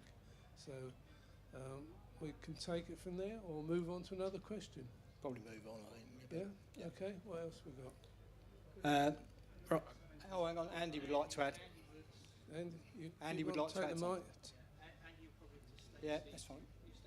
Never close up the valve clearances. If it's got its original cast iron cylinder head, it will suffer from valve seat recession more than most engines, and with no lead in the fuel, never close up the valve clearances. I'd rather have them loose than tight. Right. Thanks, Andy. Yep, good enough. Yeah, thank you. Right, we have another question. Oh, sorry. I've got to keep going. Hello. Right. Clutch slipping. When driving up steep hills at speed on fast roads, the clutch in my Derby Bentley starts to slip, and you have to drop it down the gears and slow down to prevent it. It was completely new 2,000 miles ago. It's fine the rest of the time. Is this normal, or do I have a problem? Who wants to answer that? Yeah, I'll take that. Hi again. Is the gentleman or person who gave the question here at all? No? No? Okay then. It's one of these questions you need to ask questions to answer it, sort of thing. But some things come to light, which is often the material that was used to replace the clutch. There's lots of different types of materials. Some are more durable than others, and unfortunately the market has so many choices, it's difficult to make a positive decision. But when these cars were current, Rolls-Royce, if you had a client with a particular clutch problem, after you've checked through all the usual things like adjustments and this sort of thing, and even making sure the brakes are not binding as well, they used to put an additional washer underneath the springs that go onto the clutch plate housing to increase the tension. It also increases the weight of the pedal, clutch pedal weight, but it was their way of dealing with excessive clutch slip. Of course, we all know if you get oil on them and things like that, it will cause issues. But nevertheless, these things have now, as they get older, these cars, they develop additional problems that weren't relevant many years ago. And of course, as I said earlier, different materials cause different problems as well. So it's worth looking at what used to be done many years ago. That they weren't wrong then, and they shouldn't be wrong now. So there we go. Andy? Andy was going to have a word. Yeah, I'll pass you over to Andy Wood. For a clutch to slip going up a hill is definitely not normal. The Derby Bentley had loads of problems with clutches. The real problem is it's in a huge, great steel flywheel, and the air can't get it. They overheat very quickly, and if it's slipping going up a hill, you will burn it out in no time. You will also, if they get too hot, the springs will lose their tension, and very often you need to change the springs. Lining materials, the original ones always had asbestos in them. Well, that's not allowed nowadays, and we're having terrible trouble with materials. I've had them wear out immediately after doing them, but it's a problem. The later Derbys had a ball and back clutch. That's a horrible thing in comparison with the wonderful engineering in the Rolls-Royce thing. But they are wonderful. They're just a pressed thing, but lots of air gets into them. But you've got to be very careful. They've got to be toggled perfectly, and make sure the springs are all right. Right. Okay, thanks very much, Andy. Right, okay, so unless anybody else, we're moving on to another question that's been... Jeez. I like being out of shot. But anyway, yeah. Right, we have a question on a Bentley Mulsanne S 1989, problematic cruise control. Suddenly stopped working, replacement ECU tried, but system had to be disconnected as made engine run at full throttle. Replacement actuator proved impossible to find. I should like to get it fixed, would welcome any suggestions. Would you like to take that? Is the person in the room who's got this problem? No. Sorry. Yeah. There's a factory test tool for this. So you can plug the test tool in and it will help diagnose the problem. I was going to suggest that the person in question find somebody with a test tool, and that I think there's 4 or 5 of us in the association, if not more, who've got a test tool. But please give us a ring and we'll try and help you.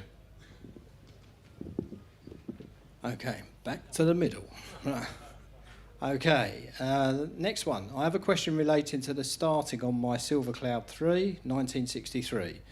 It has an uprated starter motor and a brand new twin SU fuel pump, but it is always difficult to start as it hasn't been used for around 2 weeks or more, whether summer or winter. In the winter it is much more difficult to start, many pulls apply heat, etc. If the car was used the day before, but is again fully cold and has perhaps been standing for a day or two, no problem to start it at all, come rain or shine. I would really be keen to know why this should be. I've not had an answer in 25 years.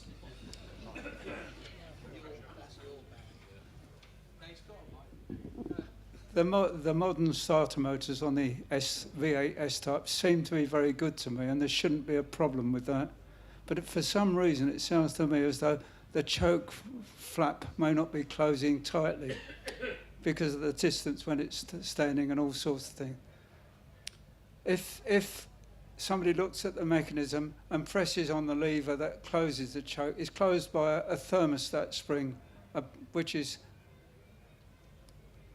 heat sensitive, which is what takes it off. If that spring's not closing it hard enough, you've got a problem. There's quite a complex setting for setting that. But there is also, when the choke flap, when you lift the throttle, there should be a nice click as the flap closes.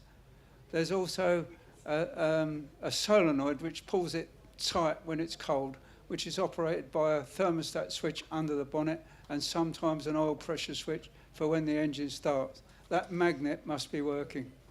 So it's a good idea to check you've got a feed at the magnet when it's cold. I'll just add something to that. Thank you very much. Hello. Yeah.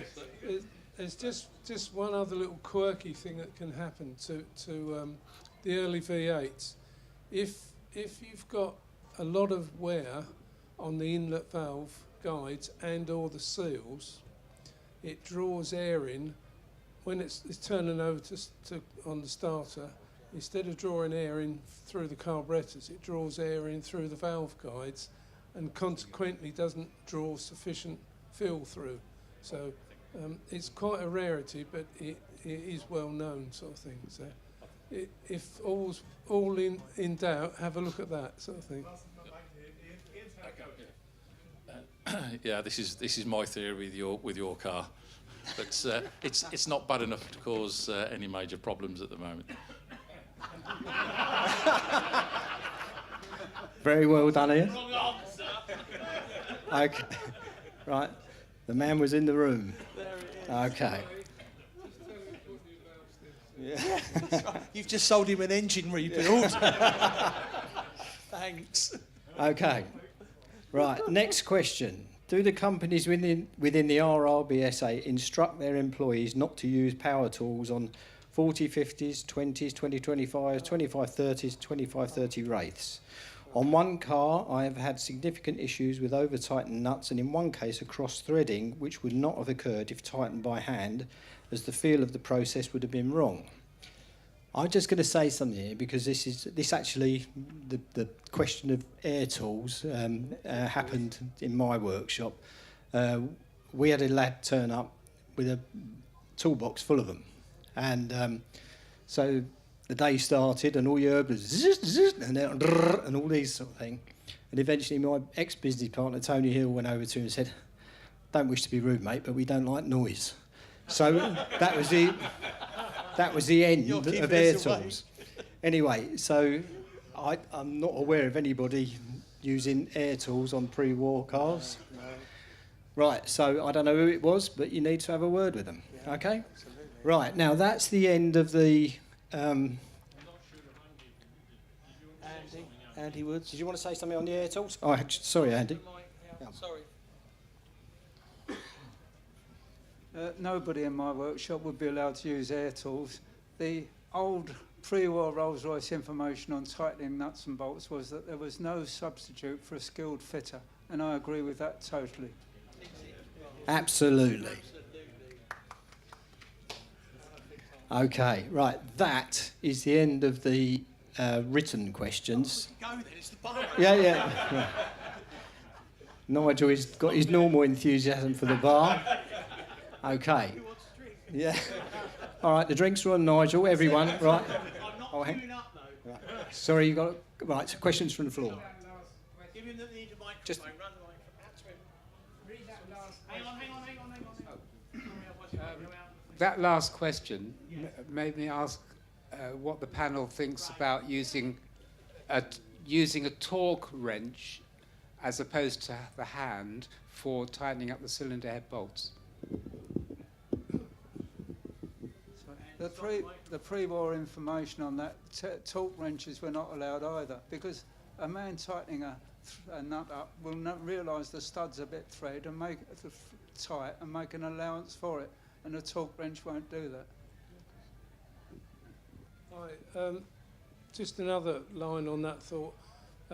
Basically, torque wrenches were introduced because they were having people come through mechanics that hadn't developed the skill of feeling a nut and bolt to its correct tightness. So this obviously is in production sort of thing, and you know you've got to have it 100% constant in production. So they developed the torque wrench so that each person was always the same as the next. In reality, it didn't allow people to get the feel of nuts and bolts when they're tightening.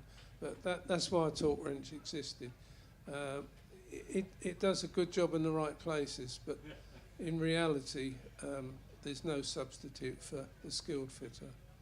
Thank you.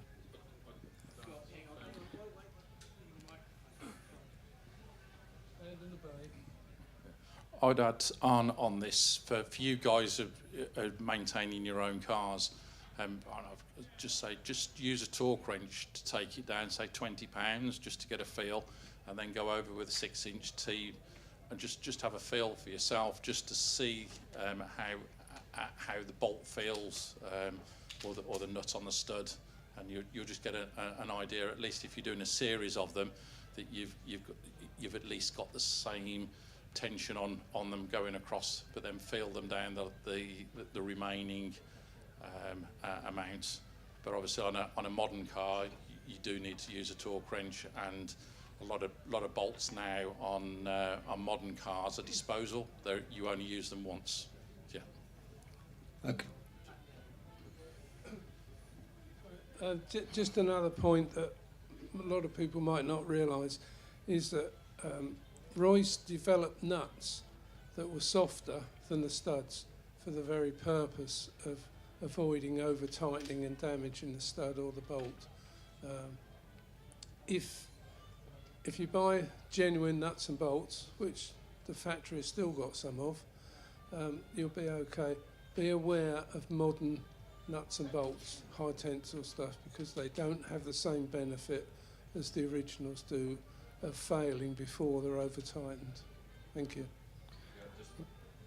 Just a point on material specifications. They are actually usually quite specific. So nuts and bolts will often be made from a very specific material, and it's designed, of course, for the period where there was feel required when you were assembling these cars. And obviously, as we've got to a point where everything's standardised, you don't need the feel, but there is all of these. There is a lot of details on drawings of actually relatively simple components that when they're being manufactured need to be followed, or you will get a completely different result. So, you know, that's why feel was important, because it was built into the manufacture of these cars right at the beginning. That's not the same with an assembly line car. They're a completely different beast. Right. I think we should probably shut this point in a minute, but I was just going to say that when you actually went to Rolls-Royce, I went to training school. This was one of the things that I actually learned in a training school at Hive Road, and Andy would, and Harvey would bear this out, that if and Ray, all the people who actually trained at Rolls-Royce, you would be given a 6-inch T-bar and taught. Ian again doing lots and lots of R-types and that sort of stuff. That would be part of your training. You would have to know how tight something actually was by feel. And those studs are very long as well. They go right the way to the bottom of the crankcase. So if you're using a torque wrench, you can't actually feel that that stud is winding up, and you can stretch those studs you can trash a set of studs very, very, very easily. So I think feel is very, very important. I'm not a pre-war man at all, but I've got a pre-war car, but I know exactly what you're talking about. But I think the feel I helped Will out over there with his 20 horsepower is very, very, very important when we're tightening stuff down. So yeah, it's good to use the torque wrench, but it is actually good to use your knowledge and you're actually feeling how tight something actually is. Does that help? Yep. Okay. Yeah, of course. Thank you. Friend of mine. Oh, sorry. Friend of mine at college wanted to borrow my torque wrench, and he went by the book, as he thought, ripped all the studs out of his Hillman imp engine. So a lot of care is required. Okay. Questions? Is there a question? Yes, please. Over the back. I'll go if you like. Trousers, my knowledge. All right. Hello, my name is Rajiv Kher from India.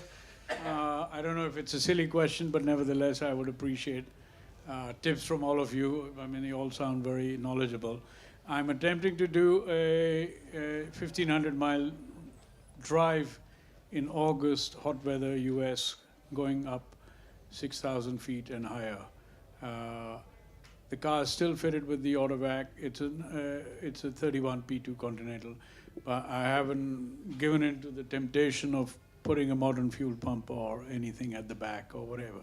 So any suggestions, any tips to avoid problems on the way would be appreciated. Thank you. Anybody? Thank you. I should work the vehicle before, just make sure driving normal where you are now, it's working okay. We wouldn't put extra pumps on it or anything, as long as it's an autovac car? Yes. Yeah, make sure the autovac's working properly, because they may be working at normal altitude. When you get to altitude, different pressures, and they can start to fail. So a rebuild on the autovac can do it. Realistically, that is all. I don't think 6,000 feet is going to do it any harm at all, personally. It's going to be warm. Obviously then, making sure that radiator's good, water flow through this. Does it run warm normally at ground, at normal temperatures? Is it normal? So hang on, I go back. Wait.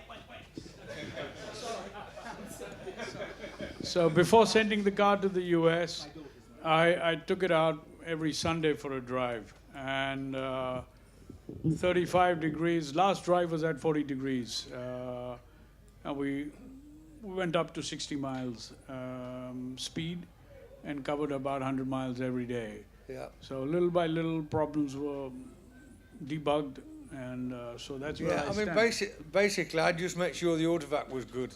Okay. As long temperature-wise, you've got to know that anyway. But making sure the autovac is good, that is the only place we've come into problems. Does the heat shield work on the autovac? No. No, right. Quick answer, I don't think so. There's too much heat under the bonnet for that to be doing anything. Exactly. What about insulating the fuel line from the autovac to the carburetor? You can do that, but we have cars in, we've taken it off. I was going to say, has your car got opening shutters on the bonnet, or what's the bonnet style? Louvers. Louvers. If they can be open just to get some extra airflow. Well, it's a shutter louvers. It doesn't open. Yeah. Yeah, and personally, I wouldn't put fuel pumps on a P2 or any Rolls-Royce with autovac. Problem is there. It can cause the carburettor to flood, which then in turn you're just going to end up with a rich mixture and going to get other problems. So, like the other guys have said, just make sure the autovac's working correctly. One day I called up Louise. I think Andy was in the workshop, so I spoke to Louise, and she said when you took your cars out to India, you removed the heat shields from the bottom of the engine. Is that something that might be a good idea?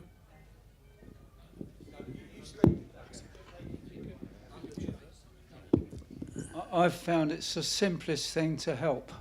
You've got to get rid of underbonnet heat as much as you can. There's a false conception about lagging of fuel lines to keep the fuel in the lines cool. I spoke to SO Technical about this. We were having trouble. Fuel volatility these days is a big problem. Modern fuel is much more volatile than old fuel ever used to be. And it gets in a float chamber and it evaporates, it causes pressure in the float chamber, and this pushes fuel that's in the float chamber through the jets and makes it too rich. So 1 minute you feel that it's too rich, 1 minute you feel it's too weak.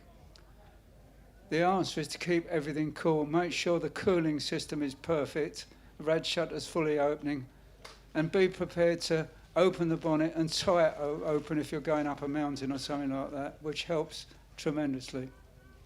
Oh, sorry, when I spoke to ESSO about lagging the fuel lines, they said you'll make it worse. What they meant was the fuel would be cooler, and when it got into a hot carburettor, it would be more volatile. So you've been between the devil and the deep blue sea, really. Thank you.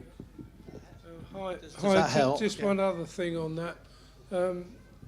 You've got to keep a close control of your ignition system, because if it starts to get retarded, which can happen by worn linkages or points closing up, it will make the engine run hot in any case. So just keep a check on the ignition timing, etc., because all these things add up. They're only small, but Andy was saying about volatility of petrol.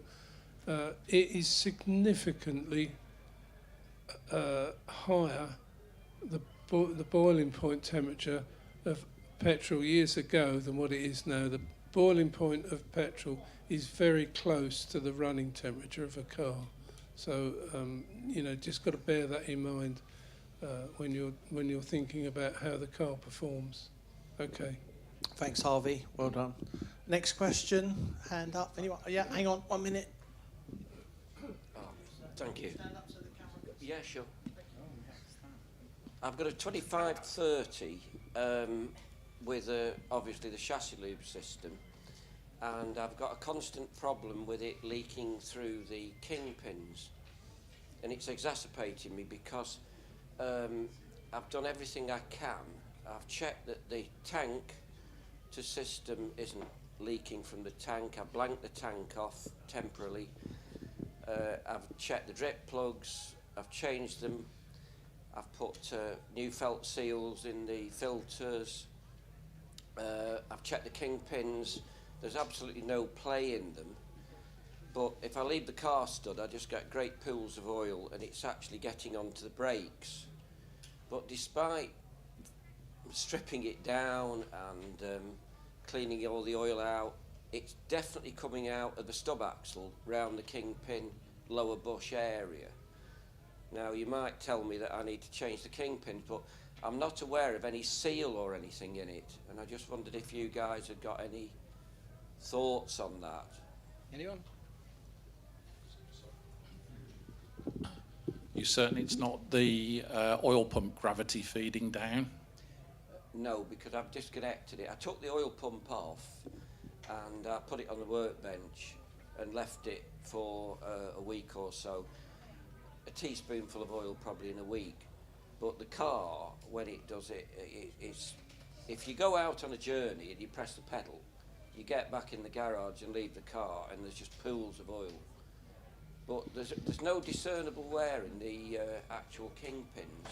It's done 80,000 miles from new, the car. my thought is it's leaking down from the oil pump. There's a foot valve on the bottom of the oil pump, and if it gets any grit or dirt under that, the oil will leak down, and that's what's... Because if you disconnect it, there's no source for the oil to run through the system. It's just getting to the lower point. I don't know what your thoughts are, Andy. Yeah, I'd say grit under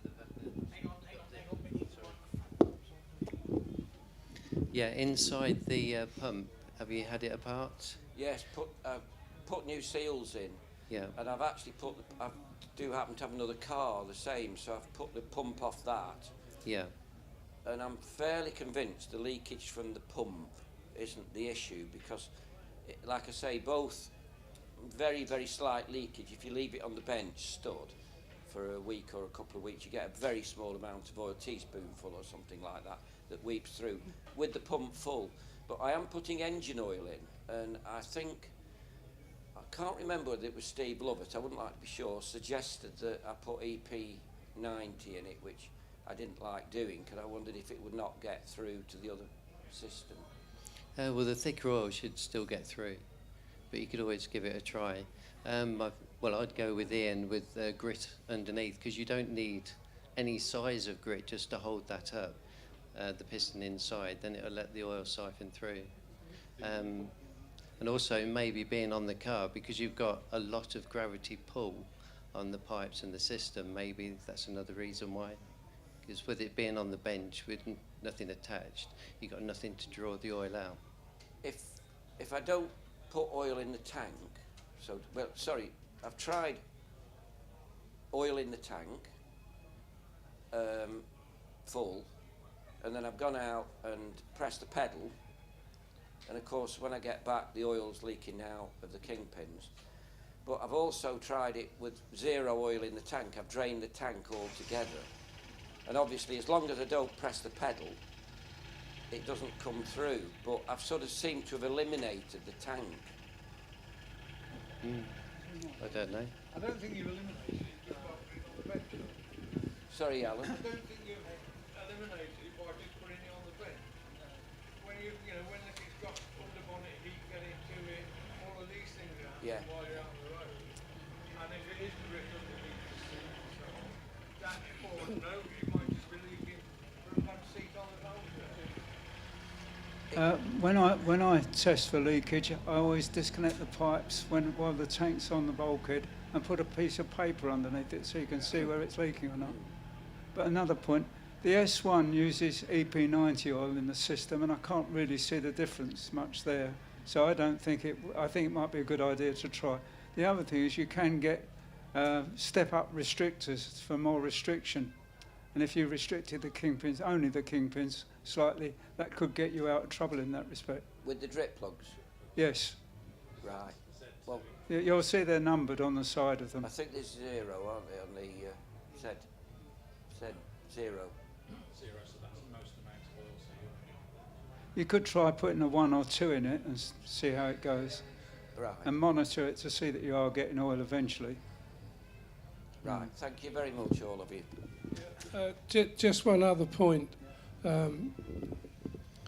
You're talking about isolating the tank, etc. You've got to remember the tanks breathe.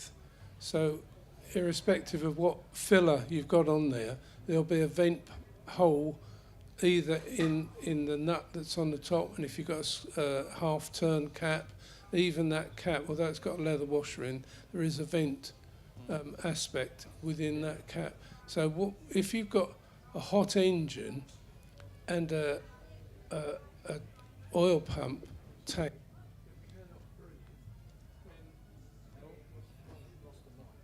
No. Okay, it's come back again. So basically what happens is the engine gets hot, the tank can't breathe, so it's a pressurised system then. Without you pushing the pump, the whole thing's pressurised.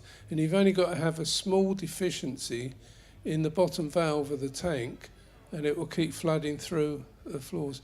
But you've always got to check for ventilation on the tank. And you've got to keep eliminating these things one by one, sort of thing.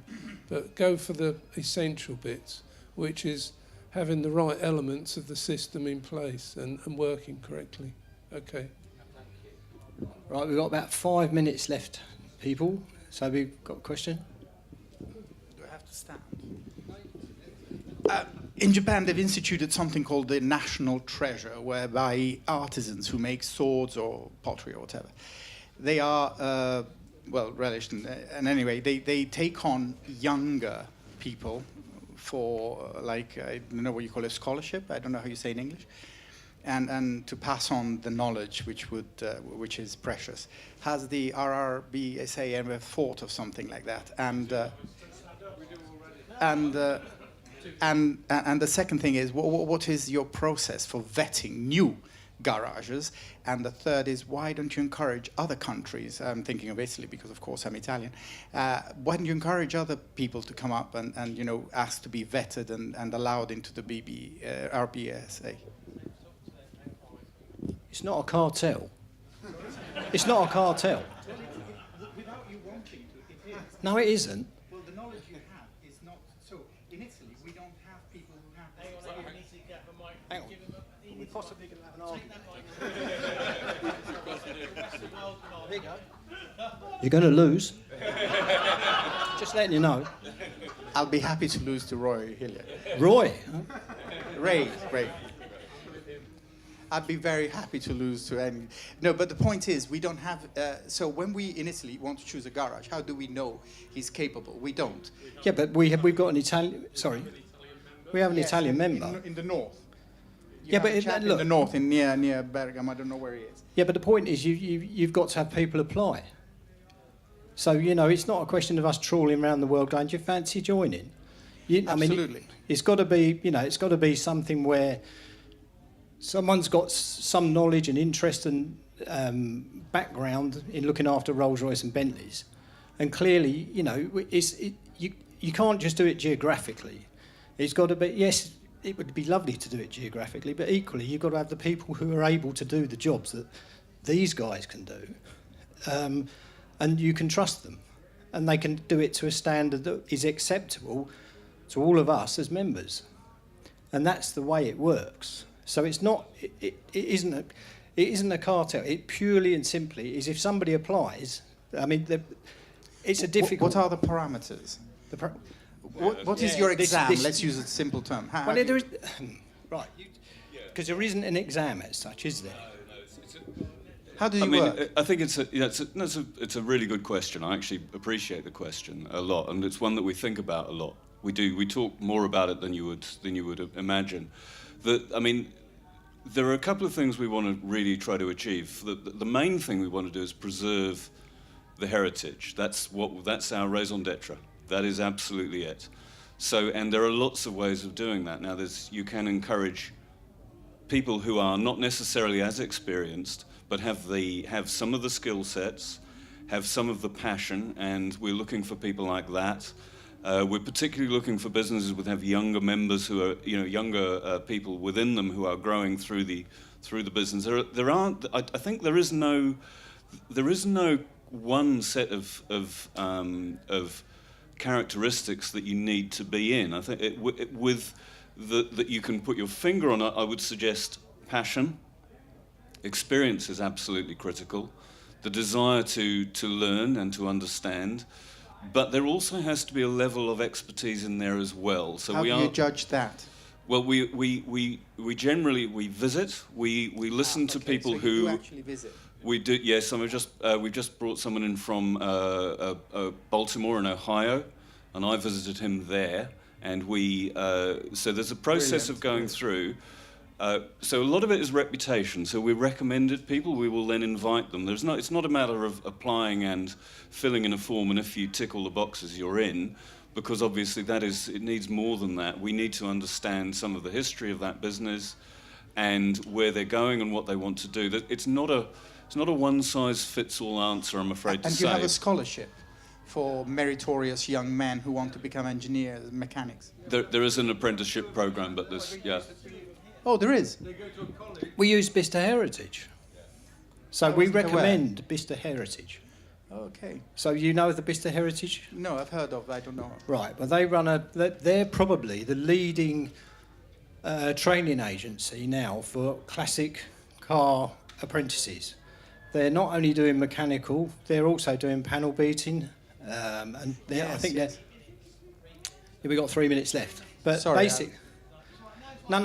What we're saying is that they're trying to foster the original skills, and they've got older, if you like, people who've been in the trade helping in terms of passing those skills on. So when I said to you, you're going to lose, we are working on it.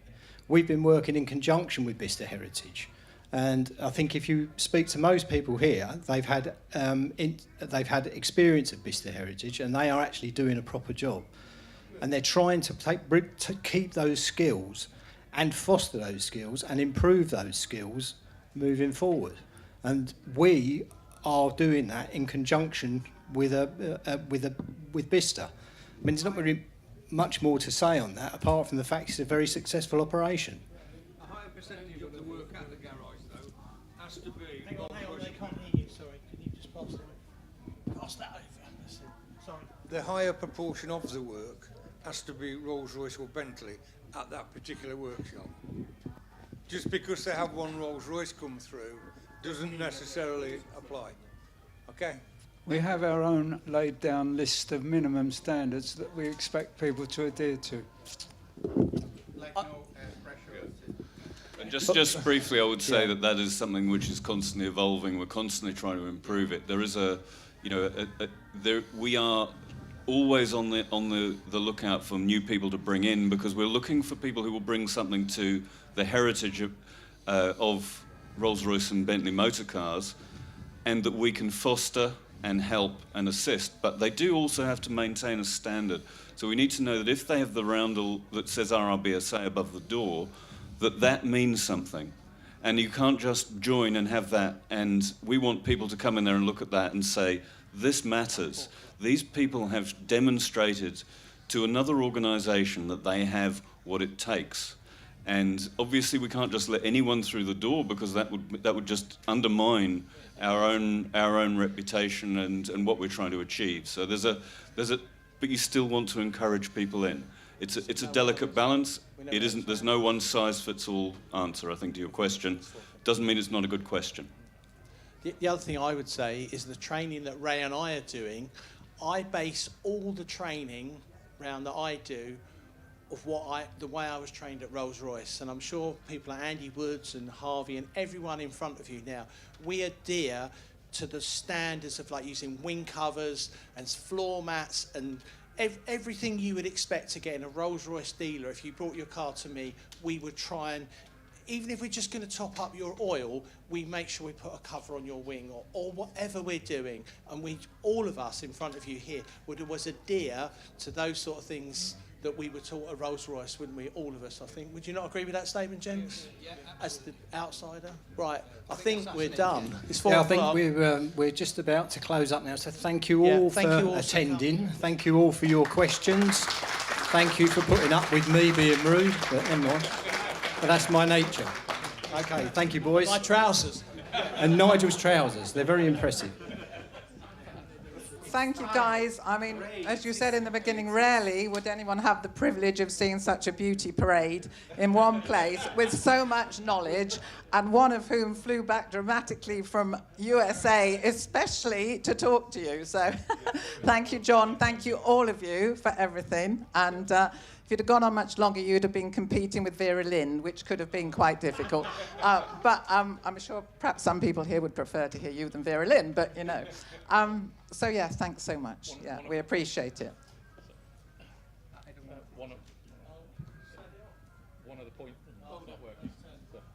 One of the points you're making, this young lady over here 18 years ago gave my son a trophy for the cutest driver. 18 years on, he's entered the car in for young members. It's youngest member. So yeah.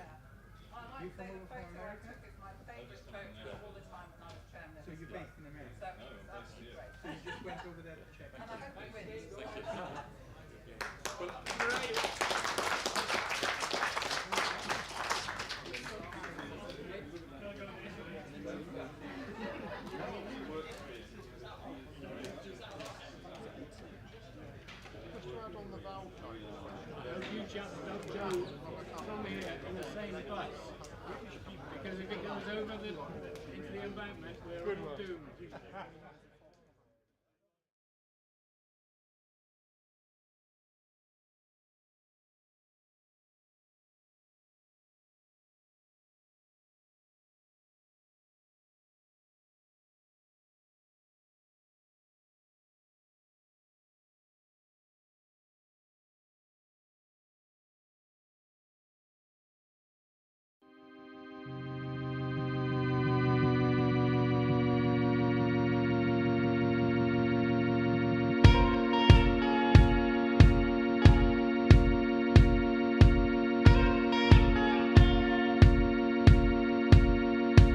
I've been tried and I've been tested.